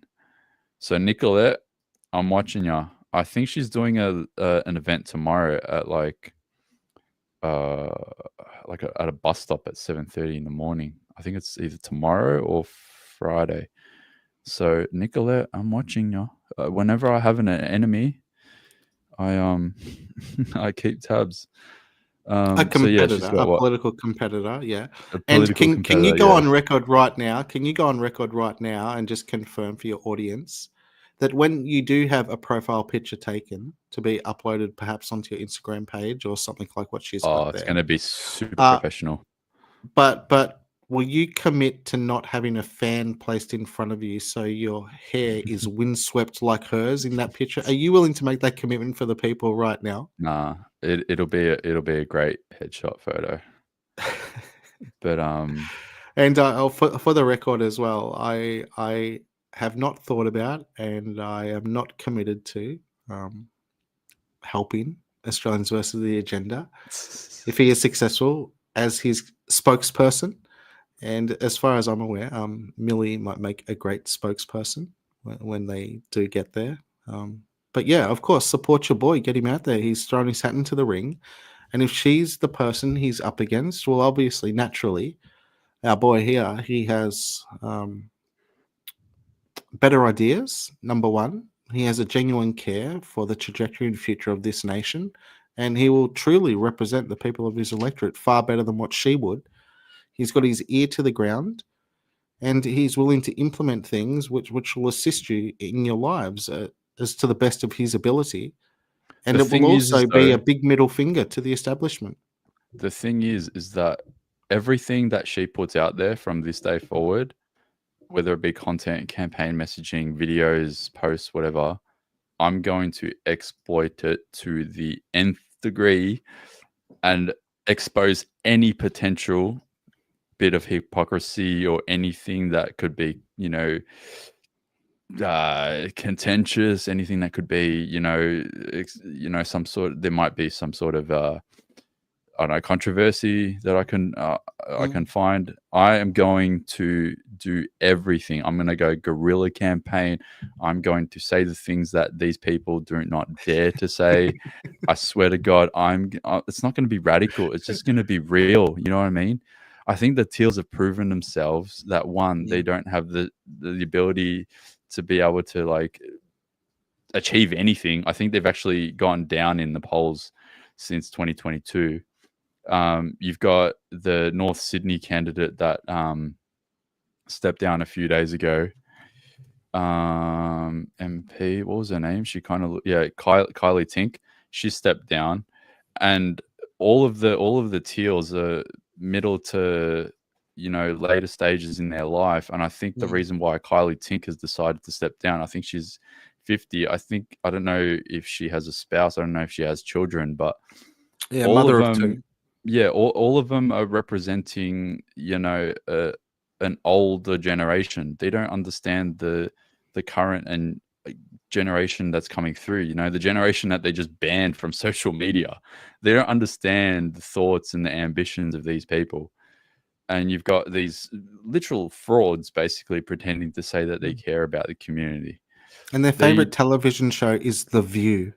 They actually record The View and they go home and watch it twice every single night as well. So that's their worldview. They are View audience. Joy Behar is a hero of theirs, etc.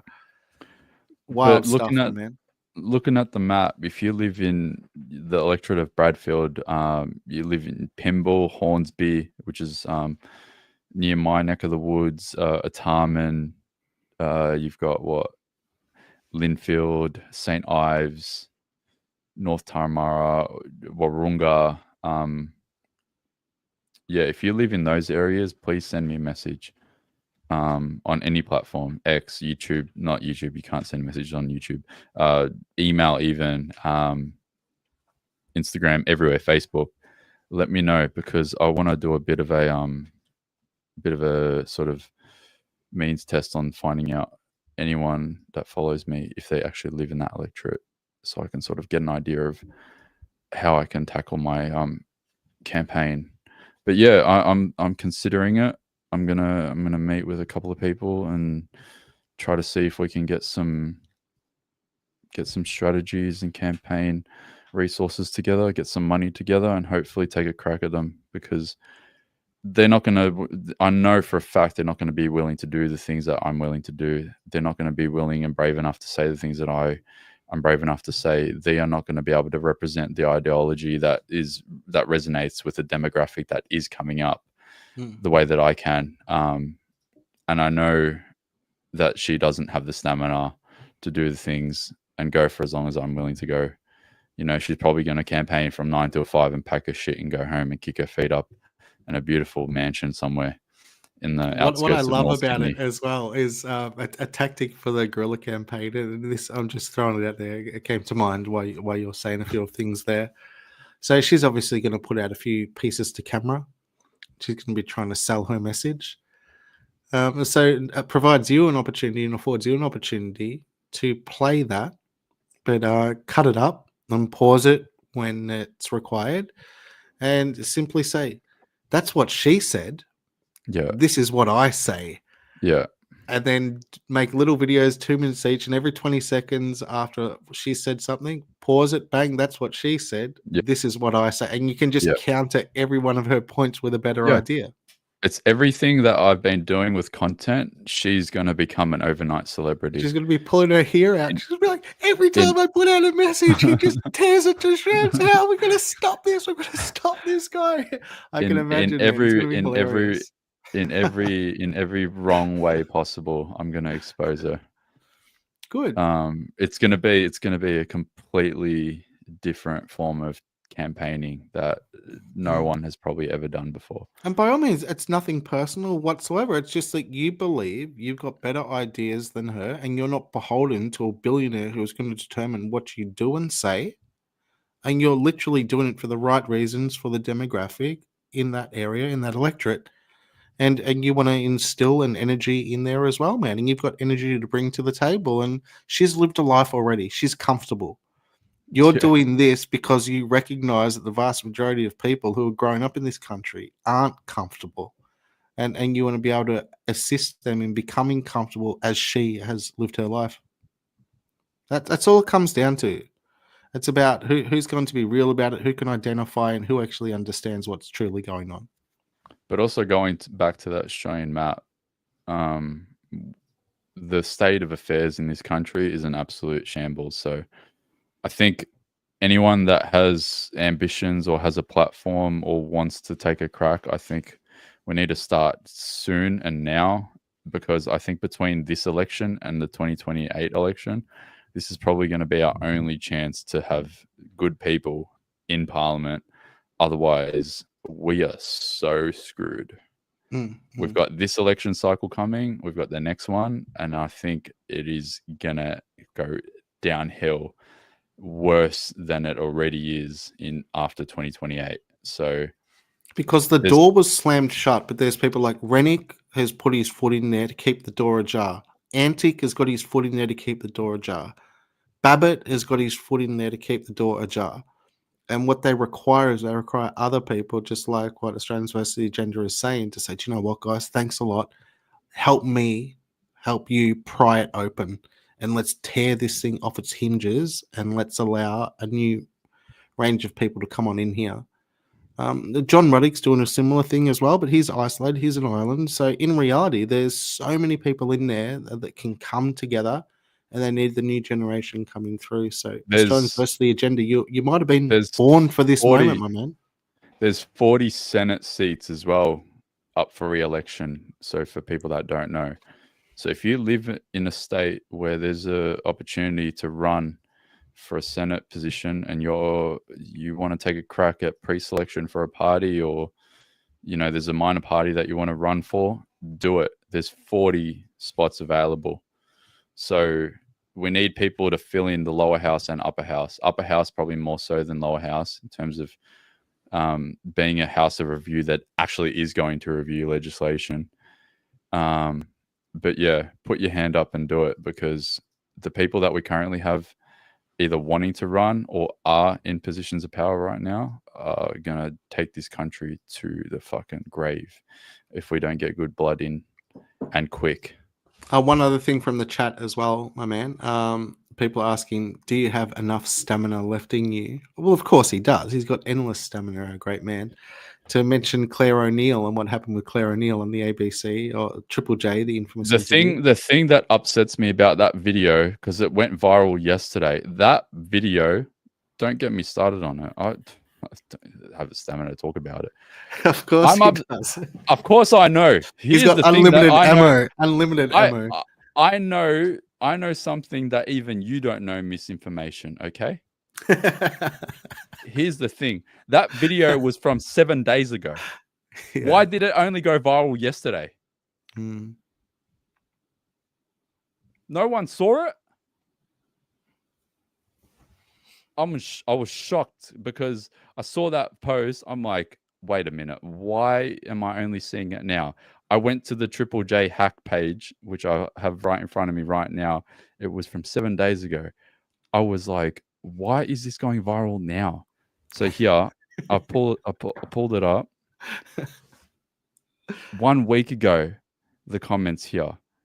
The caption is what? The government doesn't want house prices to go cheaper. It's only been shared, shockingly, 645 times. It was published a week ago. Why did it only go viral yesterday? Apparently it's from 14 days ago, but it's published on the Triple J hack page, which I have here 7 days ago.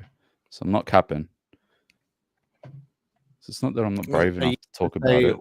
Claire O'Neill's reason it went viral so yesterday is insignificant. because you shared it. Is that what we're getting No, to? no, no. or- I didn't share it. Someone else shared it. Someone else shared it. So I saw the comment where someone what's it called captioned the post saying this is a real mask off moment for Claire O'Neill. She forgot who she was speaking to. She forgot who the audience was there.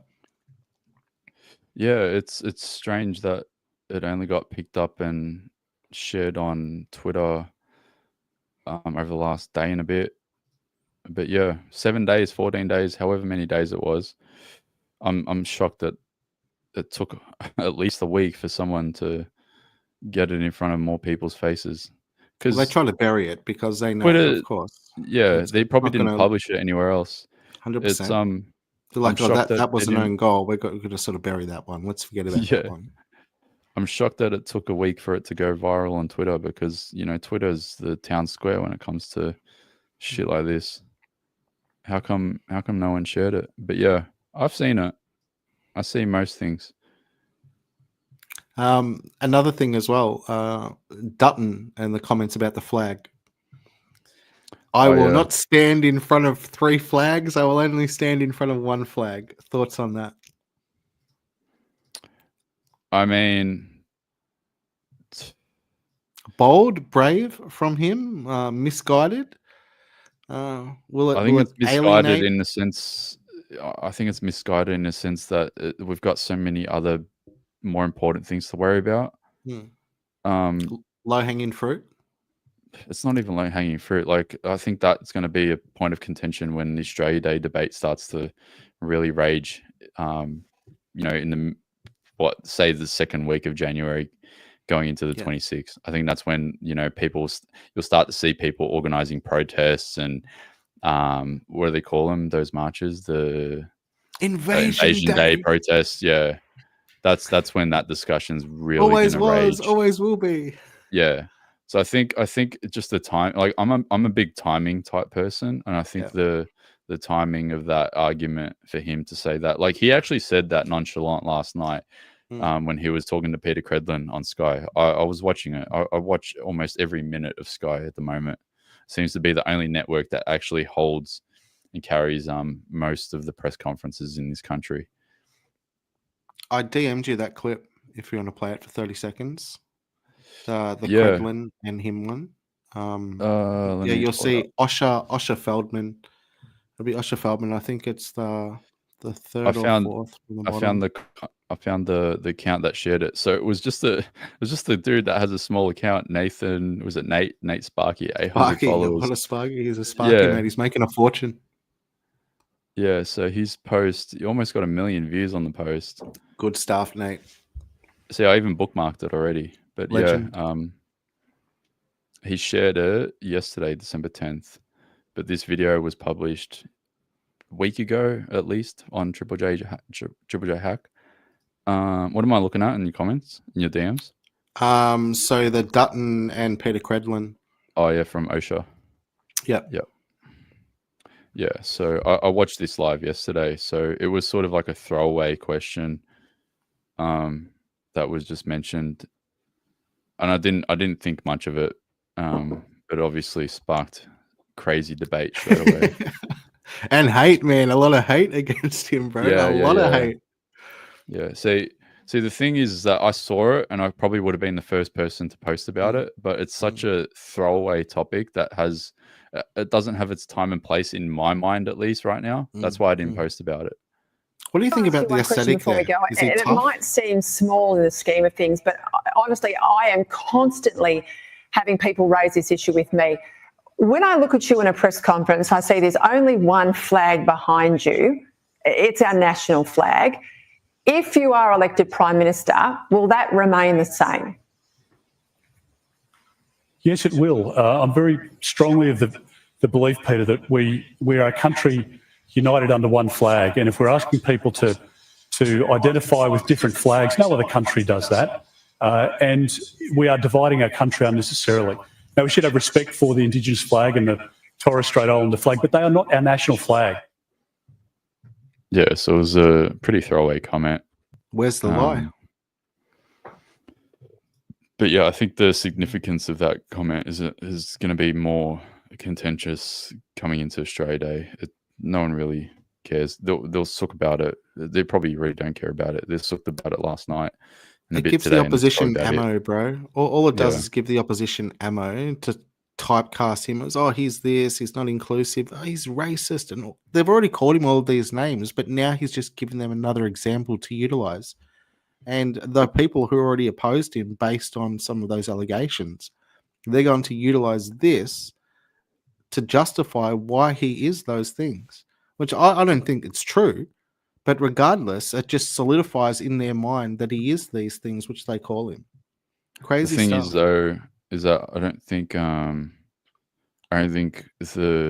spin, that story is going to hold for that much longer, because I saw a comment from Tony Shaw, no less. I'm pretty sure he used Former to Collingwood have a champion. Collingwood, yeah, Collingwood legend and commentator for 3AW. He actually commented on my post just before I saw. He goes hard, as a matter of fact. He started going hard after COVID, man. And he's one of the only guys in 3AW in the whole ex-AFL media sphere. But he's still involved in that. Look at this comment. So Tony Shaw left this comment on my post about the announcement of the $8.5 He's got zero million fucks to give as well, which is, I think, why he's doing it now. He's just like, man, I'm going for it. They're like, yeah, damn right, Tony, go for it, bro. Yeah, he goes, Call me a cynic, but is it amazing that a coincidence of timing? Yeah. Is that an amazing coincidence of timing? I'm worried we might have a run of arson attacks on religious premises needing refurbs. Funding is government guaranteed. He commented that just a couple of hours ago. Tony Shaw just added himself as a noticer. Yes, he's a noticer, ladies and gentlemen. He's a noticer. I'm not noticing things that Tony is noticing, but I am noticing that Tony is tweeting out things which perhaps could be construed as noticing things. Yeah, look at his replies. He said this about Jerome Weimer. Jerome Weimer is the most failed public servant in the history of Victorian politics and has been given a new portfolio by Victorian government. What has he got over the former and present Premier? Photos, documents, it has to be something. Yep. So You know, he's he's actually, Tony Shaw's shaping up to be John Prosciutto's replacement, as a matter of fact. Based on a few of these comments, I think he could get on in there, give him a good hip and shoulder, bump him out of the way. He's of a similar stature. But yeah, he's a no joke, man. And Tony Shaw, he's a funny dude as well. Yeah, he's got hundreds of thousands of people that adore him. He's a premiership captain from 1990, of course, for the great Collingwood Football Club, the biggest football club in the land. Yeah, he's no joke. And what he's telling you, ladies and gentlemen, is he doesn't do PC. He is not politically correct. He didn't get the memo. And even if they slapped the memo down on his table, he picked it up, tore it in half, and then set it on fire and threw it in the bin. And because of who he is and what he's all about and his standing, he's just like, I'm coming, all guns blazing. Now, could you imagine if that was Sam Newman making similar remarks? There'd be a lot of pushback. But no one wants to go hard at Tony Shaw. Man. No one wants to go hard against him. Do you know? I hate that. We about should reach Sam out to Newman. him, get him on the show. Let's get Tony Shaw on the show, bro. He'd come on, mate. I hate Unless that he's got a Sam commercial Newman. agreement with 3AW, but Tony Shaw probably would come on, and we could just go through his tweets and say, "Hey, bro, do you know how good some of these are? Like they're having an impact. We're liking what you're putting down." Where did this come from? Have you always felt this way, or is this something that suddenly occurred to you after the COVID debacle? And I think perhaps he may have always had an inclination. He played for Collingwood after all. But yeah, I think after COVID, he realised, nah, I'm going for it now. And he's got nothing to lose. He owns all his houses. He's got plenty of money in the bank. He's going to be welcome at every grand final going forward forever, every Brownlow medal. He's not. He can't be banned from his little sphere of influence, as it were.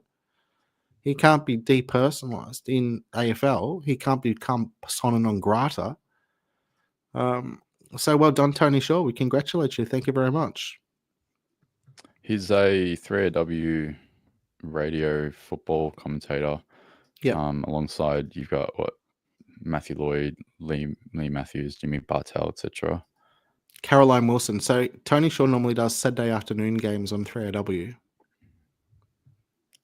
So he's big business still. And as I said, And people he's love leaving him. replies on my post. He reckons that there's gonna be. I think that's probably true, because I've seen on the Australian Jewish community page, apparently there's been more graffiti just a few hours ago.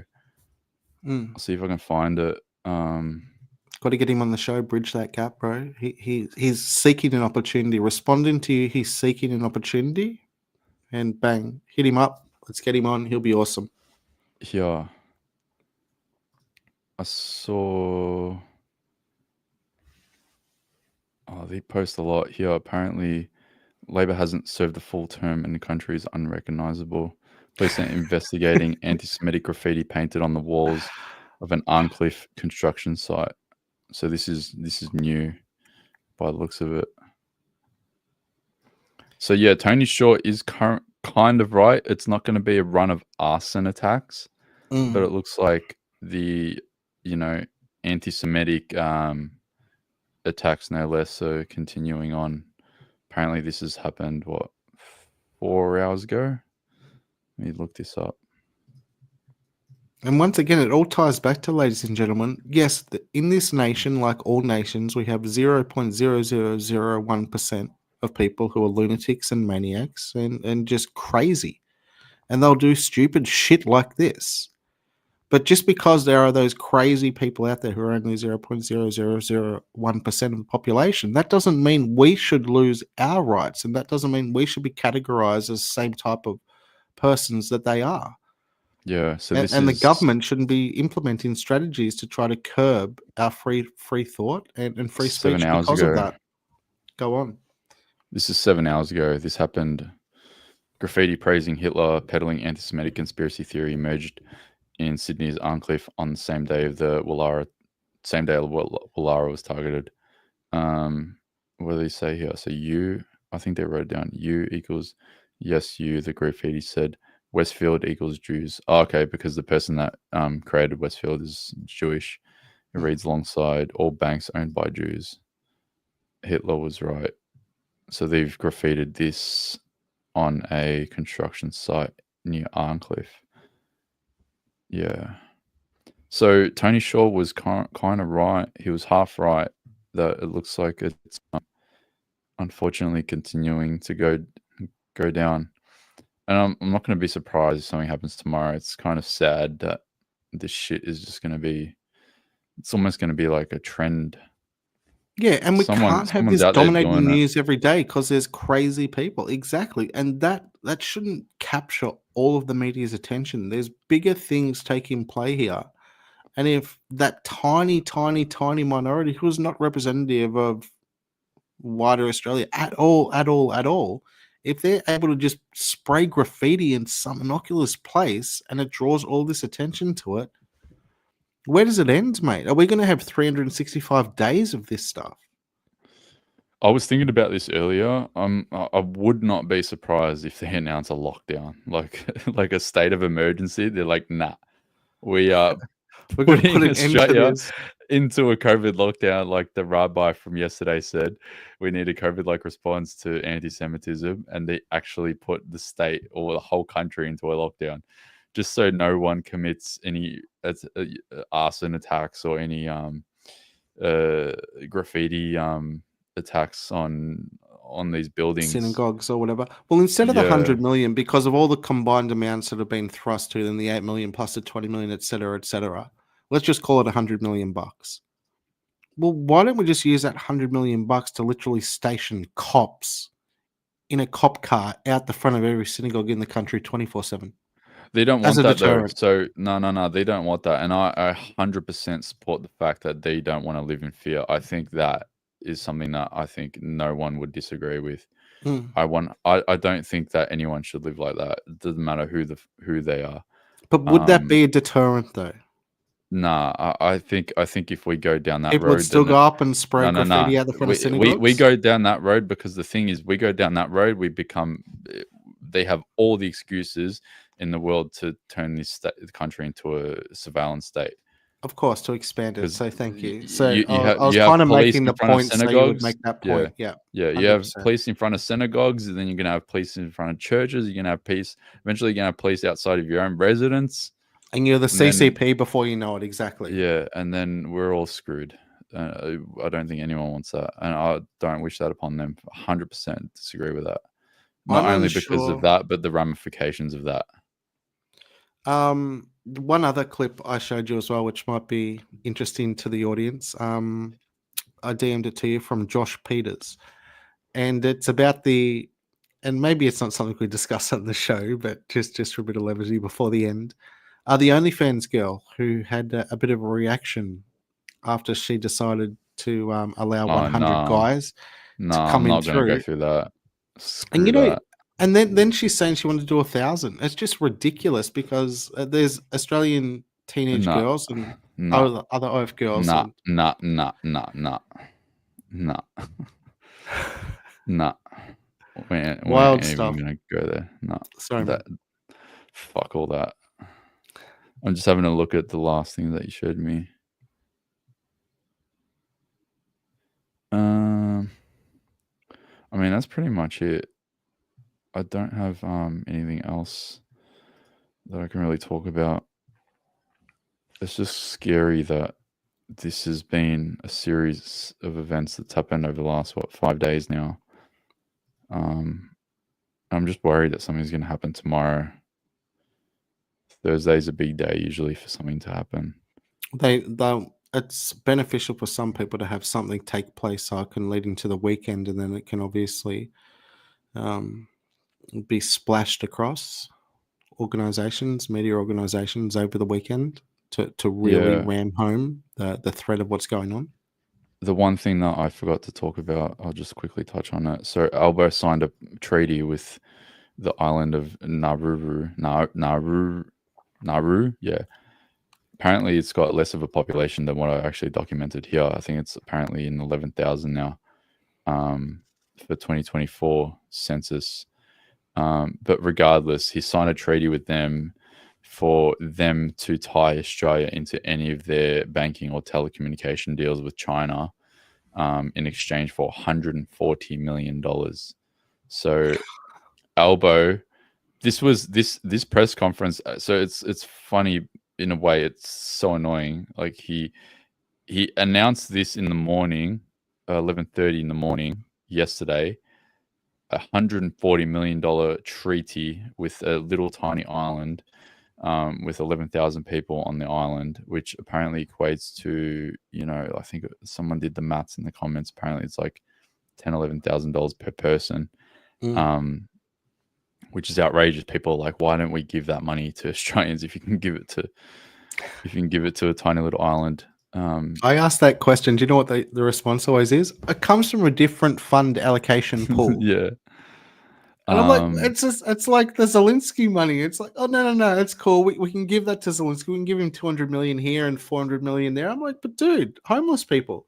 Like, oh no, it comes from a different budget allocation. It's cool. We can afford it. Apparently it's 11,979. So it's about 800 people less than what I actually commented originally. Dude, I'm guessing things in Nauru are cheaper than in Australia. I know there would be some swindling going on there, but I'm guessing life in Nauru might be cheaper than Australia. What's the exchange rate? They use Australian currency as well. The Damn currency straight. is the closest to their economic and political ally. That makes sense. Yeah. As we mentioned, Nauru is small, so printing their own money would be ludicrous, and using the Australian currency is their closest economic and political ally. So they use Australian money. So we've given them 140 million AUD.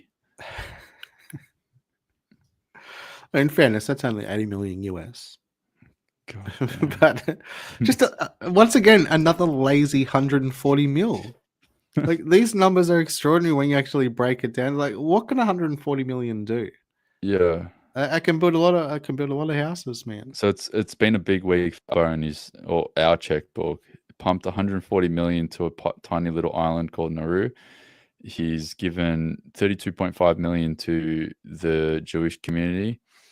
They've still got 5% of their first round of finances, which was $27.5 million. Jacinta Allen pledged $100,000 on behalf of Victorians. Is it for disaster relief or it's not disaster relief? Nah, so what old mate here, James, what's his name? James Patterson. He said he knows a lot of secrets, that's the guy. He's an up and comer. They will ensure that the $32.5 million package announced yesterday will not only be approved, but it will have no strings attached. Oh, dude. So this money goes to the Jewish community. He promises that if they are elected, that there will be no strings attached to the $32.5 million. But the money is used apparently for security. Apparently, Albo doesn't want to have armed security with being mobilized with this funding. Patterson has committed for armed security outside of synagogues. However, well, yeah, do you know they already have that? And like as I was saying earlier on, when I used to live down there in Melbourne, in just around the corner from Caulfield and Balaclava, and I used to walk past synagogues and outside the schools. Dude, their security is armed, man. They've got guns in holsters on the hips. Not in all, but plenty of them do, man. They've got open carry happening. So yeah, it's been a big week for the checkbook, and I don't think it's going to end with these announcements. And then you've got the 8.5 million for the refurbishment of the Jewish museum. So it's probably and then it was announced in July, but it's only sort of taken place and actually been. It looks like it's been utilized this week, mobilized this week. Is the 90 million that they put behind the envoy to combat anti-Semitism. So you're talking probably about 400 million, I think, over the last 7 days. It's really been mobilized all up. Just a drop in the bucket, man. Yeah, with little asterisks over the envoy part, because it was announced in July, but it looks like it's only really been mobilized this week with the rise in all of these incidents with the Jewish community. Under your in the comments as well for your story you did with Chris Minns announcing, listen, this is why, because of multiculturalism, obviously freedom of speech isn't a good thing here.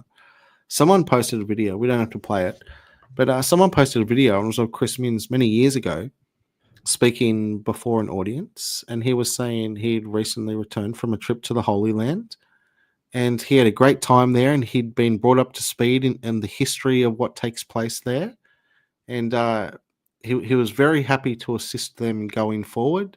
He'd learned a lot, and many people sort of had the observation that this guy was trained for this. He went over there on an all-expensive paid trip, and he was brought up to speed with what goes on, and this is why now he's got an alignment with certain people and speaks certain ways favorably about them.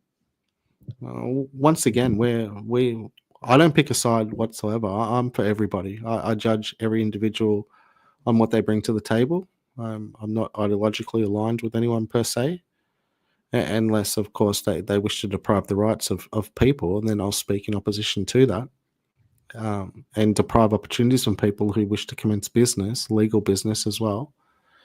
But I don't think we should have international influencers persuading members of our government or state premiers to become more favourable to them than other members of their own constituency. I don't think that's helpful whatsoever. That's what pisses me off about the map that we were looking at before with the opposition and state leaders at the moment, is that I think what this week has proven to me is that every leader is compromised to some degree. What that compromise is, leave it to yourself to debate that in your own head. But wow.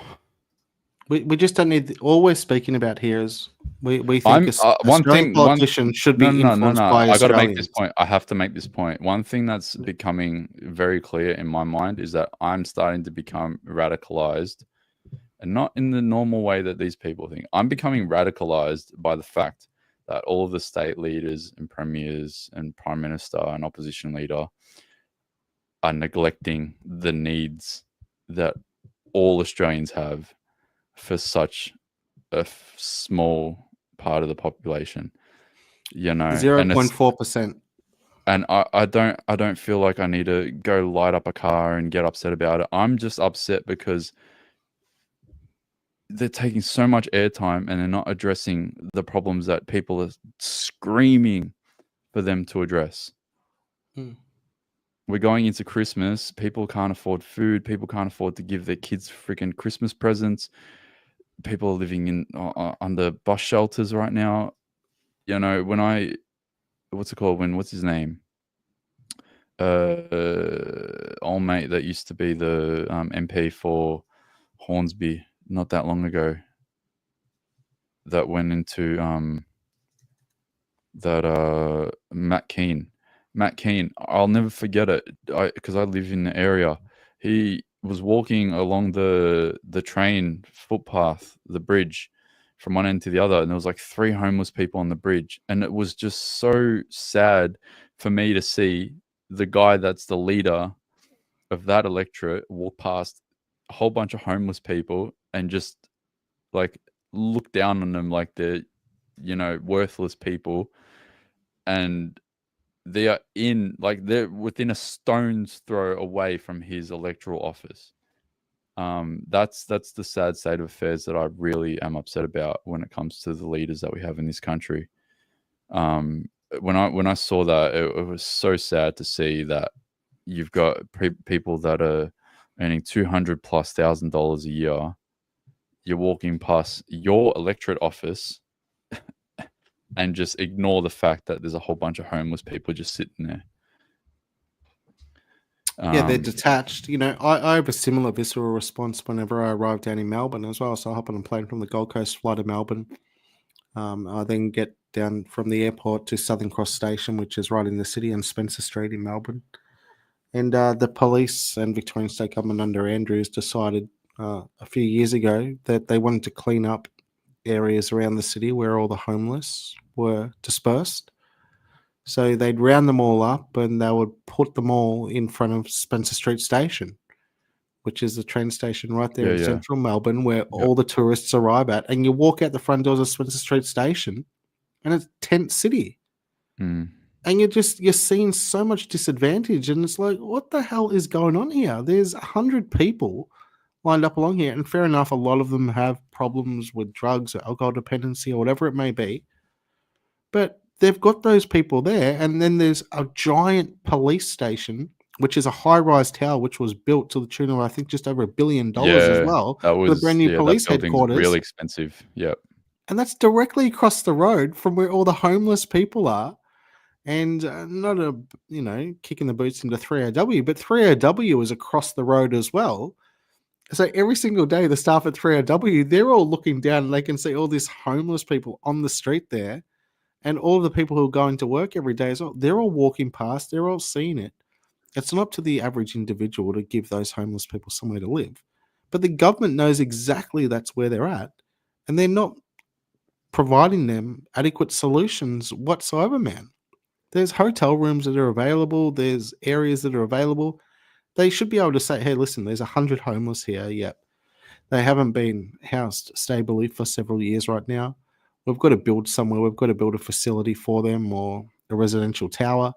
And we've got to start placing them there, or at least dispersing them to areas where accommodation is available. But instead, they just leave them right there in the streets and walk past them. And that's politicians included, mate. So I totally get you with the whole Matt Keane thing. They just walk straight past the problem of people Yeah, who are they're in the so most desperate detached. situations. Detachment, bro. It's unbelievable. It's like, where's the humanity there? Because we're not saying this because we're sinking the boots into them either, but they are the decision makers here. They're the ones with the purse strings. They're the ones that have the ability to throw the 400 million at this, 12 million at that, 20 million at this, another 140 to Nauru. Well, what about some money to get these people off the streets to seriously help them? Yeah, it's outrageous. And I think that's what defines us as a first world country as well. In a first world country, you really shouldn't have a homeless epidemic. And, you know, I think it is an epidemic, mate. And because I know people, and probably you know people as well, and I know working people who are now unable to afford to actually rent a premises to live in a house. And they're full-time workers, and they're sleeping in a van somewhere in shopping center car parks overnight. And they have a shower every day at the gym. And So to it's me, what goes back to that's not sustainable, mate. It's unbelievable. And these people are dealing with such stresses. It's sickening, mate. And that's why a guy like you, yep, if you can win your electorate, cool. Make your electorate the first electorate in Australia to have 0 homeless people. Put that on the map. I saw a comment the other day. I think it was yesterday. Someone that's lived in the electorate for a long time. They said that because I've only lived in the electorate for about the last 2 years and a bit. Someone that lived in this electorate for ages. Apparently, they said that this used to be such a vibrant area, and now it's gone to shit. I mean, I think a lot of areas have basically gone from great to shit. But it was interesting to see people that have lived in the area for a while notice the trend in the quality of the area go and decline. I occasionally I jump on a train and go from the Gold Coast to Brisbane, and it takes me through suburbs where, of course, I'd never live. But I'm going through these areas, and I might as well be in bloody Baghdad, man. I might as well be in Kabul in Afghanistan. Do you know what I mean? Like I'm going from areas which are nice and plush and everything, and Australia does have those places. But then on the train line, you're passing through places, and that's where the graffiti starts. And then once you get out of those areas, that's where the graffiti stops along the train line, for example. But you just see hardship, and you're just like, man, these areas they're third world. They are third world, and they've all got members. They've got political representation, but there seems to be no imperative to actually transform that. As a matter of fact, Anastasia Palaszczuk here in Queensland, there's a city just outside of Brisbane, south of Brisbane, probably 15 minutes. It's called Inala, Inlia. Mate, that place is the third world. Like every single shop closes its doors at sort of 4 or 5 o'clock in the afternoon, and they all pull down roller doors out the front of them as well, such is the rampant crime that's going to take place there. Massive instances of family violence, domestic violence, people being assaulted on the streets, high crime rates, you name it, man. It's a bombshell. It's the third world. And she was premier, and that was her seat. And before it was her seat, it was her father's seat as well. So in 35 or 40 years, nothing's changed there at all, mate. And people wish to avoid it. And anyone who is living there, it's like Eminem living in 8 Mile. They just want to escape it. And I think to myself, why the hell do we tolerate this? How come nothing can be transformed? Hey, How come I have a nothing's question. changed? I have a question with Yeah. regards to the MPs and the campaign approach. We don't have any Australian MPs, no less. I don't even know half of the bloody opposition like we went through before.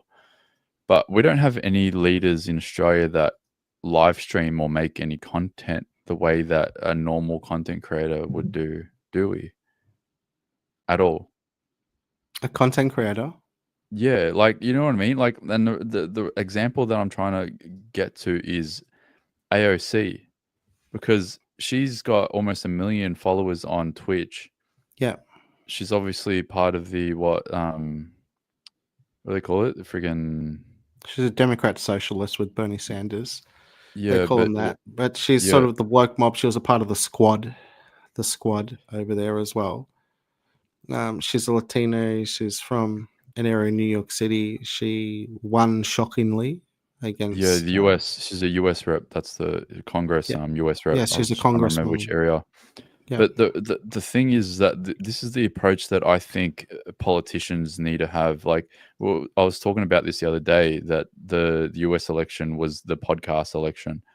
I think that Australia is going to have its sort of a podcast election moment. Maybe not this election, but coming soon, I reckon. And that's how I want to approach this campaign if I launch one. I want to be accountable to the audience and the constituents in a way that is so transparent that they like and do things that these people won't do, like that lady here. What was her name? The teal. I wanna approach it. The one thing that I'll give AOC credit for is the fact that she does live streams, not only on Twitch. I know she's apparently really outspoken on her Instagram lives as well. She was actually playing games on Twitch, bro. She jumped on to be a gamer, and she jumped on there with Tim with Waltz Hassan as well. and Hassan, yeah. Yeah, with Hassan Piker, who's Chenk's nephew. Yeah. But yeah, she's big on Insta. She always does lives and everything. As a matter of fact, the other day she jumped on to do a live, and when she jumped into a live, she didn't even know what she was doing a live about. For the first minute, she was like, "Hi guys, I just wanted to come on. I don't really have anything to talk about, but I just wanted to come on." But her people are like, "That's good. That's to them. That's one-on-one." Because for each person that's sitting out there, her supporter group, they love it. They don't really care what she says. They People just are want getting to feel upset like that they're we're not spending reading the time with her. comments. People are getting upset I'm not reading the comments. That's on you. How about the swags from the homeless girls ABC commercial? I don't watch ABC commercials. I don't know what's that about.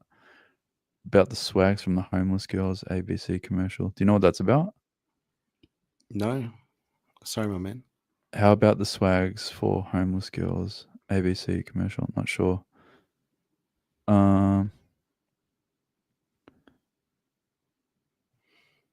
Swags for homeless girls, ABC commercial. So a swag is, you know what the swag is, right? So Yeah. it's like a sleeping bag which has got a tent roof over it. So maybe they're saying, "Hey, listen, give these girls, these homeless girls, swags. Let's start passing out swags for them, so at least they've got a roof over their head." In that sense, Oh, right. it wouldn't surprise me. Malcolm Roberts does a live stream. Yeah, he does one out of his office. I think weekly, but he's kind of like on and off schedule. Maybe maybe like fortnightly. But yeah, he's actually good. He's probably the one that I forgot about completely. Yeah, Malcolm Roberts does it. Pauline Hanson does like email campaign because I'm on her email list. She does a couple of emails here and there, once to maybe twice a week, depending on what's going on. What else? ASC trash talks Caucasians, but is engaged to a Caucasian herself. Make it make sense. He's actually a ginger, so you know, let's give respect. Yeah, to the Rennick. gingers. I was in Rennick's spaces. He did his first space the other day. That was good. And it was He took killing it. questions from us. Yeah, it was good. It was really good. And you know, So there was a Rennick is, space running at the same time with Jordan Ditloff, so libertarian. So Jordan Ditloff has normally been doing a few spaces with a couple of guys we know, and I think that's on a Friday night. It might have been on the Friday night, as a matter of fact. And so I saw that happening, and then I looked across, and I was like, "Damn, Rennick's doing one, man!" And Rennick had like triple the numbers as well. So he had a good base right there, a great amount of support with him. And I think that would have demonstrated to him, do you know what? You're extremely useful, and an audience to be willing to tune in. He's awesome though, but the stuff he was doing during the COVID inquiries as well, when he was pulling up numbers, they're like, "Who are you?" He was like, "Well, in fact, I'm a mathematician, so I understand the stats really, really well." That was awesome stuff, and like I ran into him at CPAC. Were you there when we ran into him at CPAC as well, or was that the day after when you were there? Did you see Rennick there with us? I It might have think been I the day did. Yeah, before. I think I did. Yeah. So and he's always got time for people. He will literally have a conversation with Australians. He's got no dramas with that. He's not hands-off type of guy. If you approach him and he's got 5 minutes to spare, rest assured he'll give you 5 minutes of his time every single day of the week. he's an original like that, and that's what we need more of. So yeah, we congratulate him for certainly jumping out there and being a part of digital media and wanting to get involved and not being hesitant or resistant or reluctant to do it. Even Alex Antic, I think the one thing that's probably Based holding a on lot of Alex these guys Antic, back yeah. is that he hasn't uploaded in a month. Yeah. And that's probably the hard part for them doing it, is that they're probably so swamped with everything else that's going on. You know, they get letters from their constituents, they're in the Senate. He needs to have a personal life. Yep, they have time constraints, but let me ask you this then. For Antic, how long's the duration of a lot of those videos there that you've just pulled up? On average about 40 minutes. 40 minutes, right. So and that is time consuming. That's cool. That's a long form conversation with certain individuals. What if Antic just did 5 or 6 minutes every morning and it was released every day? Just thoughts for the day, what's on the agenda, what happened yesterday, whatever. Quick, succinct, wrapped up, 5 minutes, but on the regular, like what you're talking about, just pumping it every single day. Something like that would help, right? It would be good. I think that's what I'm getting at. I think there's probably going to be a bigger desire for more transparency and more access to politicians.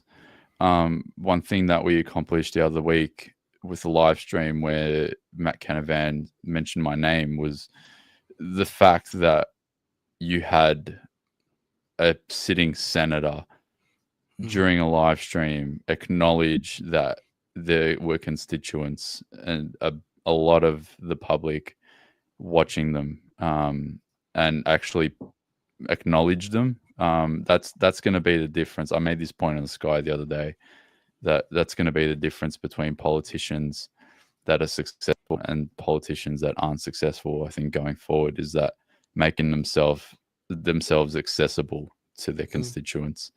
And by doing so, he's reaching out, like with Canavan, for example, name dropping you while you're live streaming. You didn't know it was coming. It wouldn't have mattered even if you weren't streaming that night. You would have seen it the next day.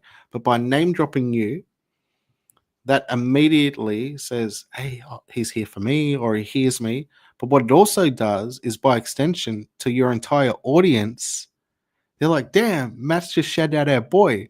So Matt doesn't even. But it's not even about that. The I think even more important than that is that you're not going to get that from a Peter Dutton. No way. There is no way in hell you're going to get that out of an Albo. Yeah. No way. You will It's never because get. he knows the pulse. Get that out of. He can read the pulse of what's going on. That's what you're talking about. They've either got to tap into that because it's there, it's happening regardless, and whoever taps into it is going to reap the rewards and benefits of it. Yeah, 100%. You will never get that from the current leaders that we have in the country. And I think the new generation is going to want the access and transparency that comes from being able to communicate with your local member of parliament or your senator that represents your state. You're going to want that. And further than wanting it and needing it, they expect it. Yeah. They expect it. It's a requirement of the job as far as they're concerned. Yeah. That's so why anyone I really avoiding enjoyed... that, they're not actually meeting all of the needs of their people. Yeah.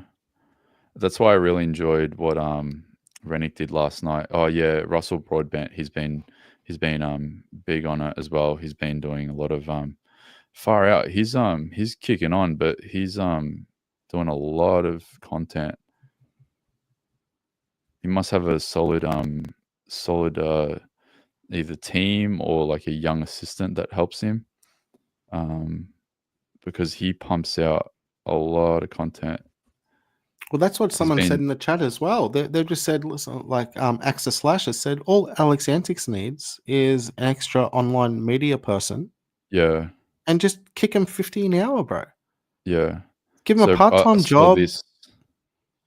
Yesterday, Broadbent did a, I think I bookmarked this because I haven't watched it, but he did I think it's like an interview with two nurses that had the same batch of vaccine that were contaminated. I haven't watched it yet, but I'm pretty sure I've bookmarked it. But yeah, he's been really good with this, reaching out to constituents, interviewing people, putting out videos, posting. his 2-minute statements in the House of Reps. And this is Yeah. the thing, for such an old bloke that's probably at the end of his term and probably gonna, I don't know if he's gonna retire or not, but I think he's probably gonna maybe consider that. He's bloody he's got incredible stamina. Yeah. Well, do you know, Um, he's taken a playbook out of like somebody like Ron Paul in the United States was an old man, but he was on Yeah. social media. He was out there. And then how did Bernie Sanders become so prominent? It wasn't because people knew him for 30 Yeah. years while he was in there when he was 30, 40, 50, and 60 years old. No. It was because in 2015, 2014, 2015, leading into the 2016 campaign when Hillary snatched it away from him and the DNC conspired to deprive him of the nomination against Trump, he was out there on social media, mate. And he became like this grandfather figure. And it was like, oh, we love this old dude. It was just nice to see this old guy. And similarly with Broadbent, so he can do it. And there's nothing wrong with a senior aesthetic so long as the message is on point and so long as it's appealing to people. And most importantly, you've got to put yourself out there to be observed and be witnessed by the people that you hope would support you. Yeah. And maybe he's just throwing everything at it now as well. And I do believe it would be largely as a result of what you stated, which obviously he's got some young people around him that are saying, this is the way we go. Yeah. I'm not sure if he's on TikTok, but he might even be on TikTok as well, right? Which would be hilarious.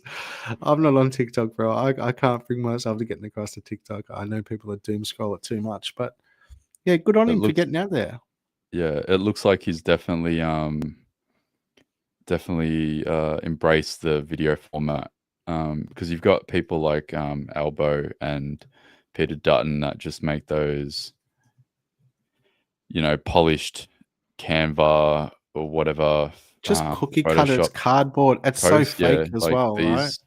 Yeah, like you look at their posts and they're all perfectly framed. Staged photo ops. is Stage what they are. photos. Yeah. With Meanwhile, teleprompters or script heavily go to edited. which Broadbent. is right He's there. just sitting there, natural environment, probably got a phone camera.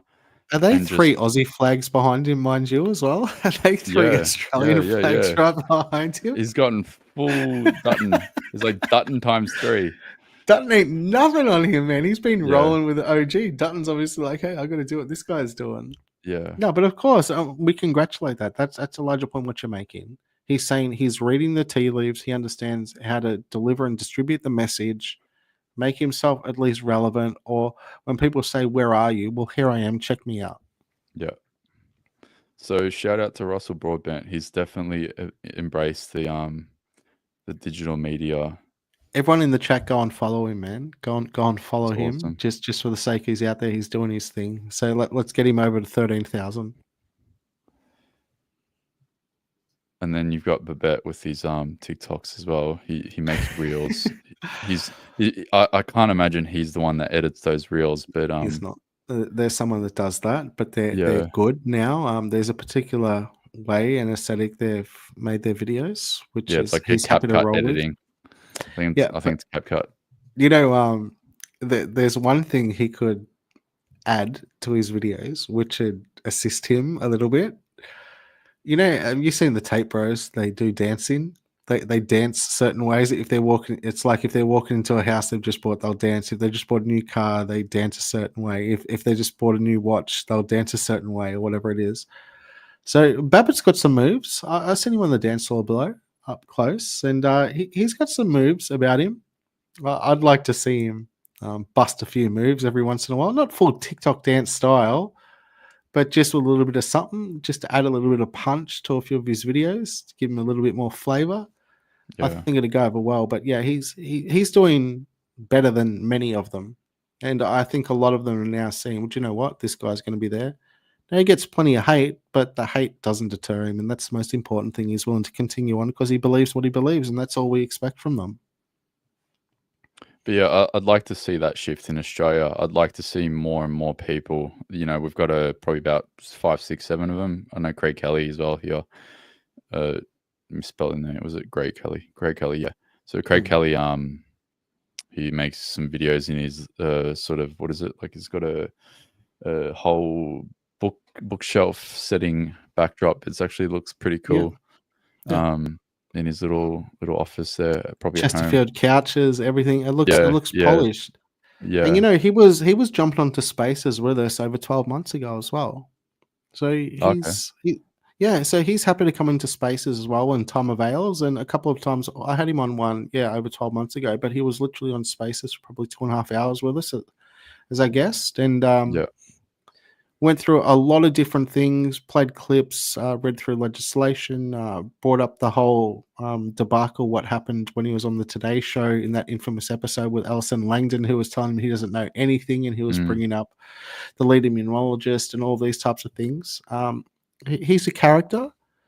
You don't have to, once again, not everyone likes him, but you have to respect he's at least in the fight. He's having a go. So yeah, he's willing to take advantage of it, and he's a busy man. Many people might not know, but Craig Kelly's got a disabled child who basically requires 24-hour care, and so he gives a lot of himself to do what he's doing to try to help Australia, and it's not easy for him. So he's got lots of priorities, but he prioritizes many people in Australia over his own family a lot of the time as well, because he cares so much. So he deserves applause just for that alone. And someone made the comment, Chuck Stone made the comment, Broadbent clearly has broadband. Broadband. Yeah, but he's probably got Starlink, to tell you the truth. But yeah, no, it was a good comment. It came to mind when Australians vs. the Agenda was name dropping him earlier on. But I'm glad you mentioned there, Chuck. Welcome, mate. Thanks for joining us. All done? 3 hours or what, bro? Yeah, we're just on it. I think that's it. But yeah, that's the week so far, and it's only Wednesday. We've splashed around almost $500 million in funds to the Jewish community and to a tiny little island called Nauru. We've got Albo signing treaties and refurbishing museums and a whole bunch of fracture, like a fractured social cohesion in all of society in Australia, unfortunately. And I'm worried that it's going to continue to go down this really strange decline this week. I hope nothing bad happens tomorrow. I really, really hope nothing bad happens tomorrow. But yeah, it'll be interesting to see what happens for the rest of the week. We've got Jerome Weimer. Apparently he's going to be announced formally. So I'll be on What's the that lookout pay to see if packet there's a again? quick What's that update. pay packet? 600, was it? 620? 120. Yeah. Just a lazy 620. Yeah. We've got Moira Deeming tomorrow at 10:15 in the morning with her verdict, which will be good Check to it out. see. You'll be able to follow that on the Federal Court of Australia YouTube channel. Yep. So if anyone wants to follow that, you got Moira Deeming here. That's her account.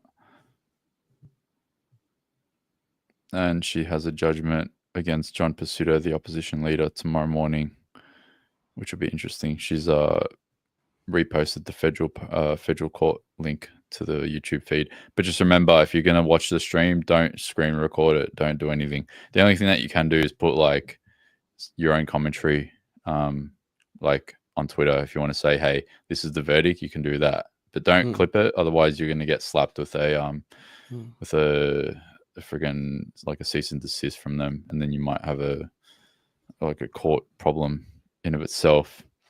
And So, there don't are do that. there are a couple of accounts on X that follow it and write synopsises of each little back and forward throughout it as well. So you should be able to find a few of those that are sort of doing some live commentary on it, but none of it's verbatim, but that you'll get all of the key points. And for misinformation, Australians versus the Agenda, he referenced the Claire O'Neill earlier a couple of times, and he was hitting you up as to why that wasn't a huge story last week when it actually dropped, and why it only came to people's attention yesterday or the day before. Yeah, she's gonna cop a lot of heat from that for that. She was I think she was Home Affairs. To tell you the truth, I'm not sure. Yeah, so Minister for Cybersecurity, Minister for Home Affairs, and now she's Minister for Housing. And she came out and said that a week ago on Triple J. So yeah, I think she's failed every single portfolio that she's had over the last 3 years. Well, that's the way politics runs. You fail your way to the top. You fail your way to the top, right? That's the way it goes. Yeah, Claire O'Neill has been a fucking disgrace to her portfolio. Every portfolio that she's held. She's 44 years old. You know, for a young woman, still young enough at least. It's amazing that she's failed every single portfolio that she's held so It's far. not her fault. It's her staffers' fault. Okay, they're not responsible. It's their advisors and staffers that are responsible. Okay, Yeah. at least that's what they'll tell us. But yeah, we'll see what happens. We'll see what happens with the Labor Party as a whole. I know between Albo and Penny Wong, there's a lot of upset constituents at both of them with the state of the world and their position. And because there's that UN vote tomorrow, I think things are going to become even more volatile. They're probably going to vote. They're going to represent Australia and say that Australia supports a ceasefire. So there's going to be a lot of political commentary on that tomorrow for sure. And if anyone out there as well, so Australian Diversity Agenda is seeking memberships, and I know you might be reluctant to say it, but I'm quite happy to speak for you, man. Everyone knows this is great content. Everyone knows he's doing the right thing. Everyone knows the money will be well spent. Everyone knows it will assist him to do even better and provide more content than what he already is. You can check it out. You can find the links right there. Maybe there's 2,100 people viewing right now. We get 25 members, but it's only $5 as well, so it's cheap as chips. Some memberships, Yeah, I just and want that'll to assist. get that up. I just want to get some members up so that way we can continue to do this, because we're going to be doing how to vote cards for the upcoming election, and also thinking about doing a campaign, speaking to people that can help support that, and then yeah, try to knock off as many of the 40 senators out of positions and replace them hopefully with good senators. Put up some Freedom Party senators up, and then you've got 150 seats up for grabs with the lower house. It's looking like it's going to be a Liberal Party win, but if we can take away from the Teals, if we can take away from the Greens, then I think that's probably going to be the best possible outcome. And then we've got the lesser of two evils between Liberal and Labor, unfortunately. But yeah, that's the landscape that we've got to deal with going into the next election. And hopefully things go well. But yeah, it's only Wednesday. That's why I called the stream this week so far, because I'm sure a lot of crazy things are going to happen in the next couple of days. But yeah, I think that covers everything. Thanks everyone for joining. I'll be sure to keep you guys updated on the Moira Demon case tomorrow morning. I'll keep you guys updated on whether Jerome Weimer is announced tomorrow by Jacinta Allen. I think that's going to be funny more than anything else. And we'll see what happens with regards to the Jewish community, whether any more incidents occur, which fingers crossed it doesn't, or if there's any more press conferences addressing what they're going to do, if they're going to legislate for criminalizing hate speech in New South Wales. Are they going to ban people from protesting outside of places of worship in Victoria or New South Wales? Are they going to come out and propose a national ban? I think all of those things are potentially issues that are going to be raised tomorrow. So I'll be covering all that, and thank you guys for tuning in with us. Hopefully you've enjoyed. But yeah, that's the week so far. Thank you, Ben, as well. Thanks for joining me. No dramas anytime, mate. Anytime. Thanks for having me. All right. Good night, everyone. That's enough on Claire O'Neill. I hope you enjoyed that. I hope you enjoyed that misinformation. No more on Claire O'Neill for one night. Yeah, good night, everyone. Adios.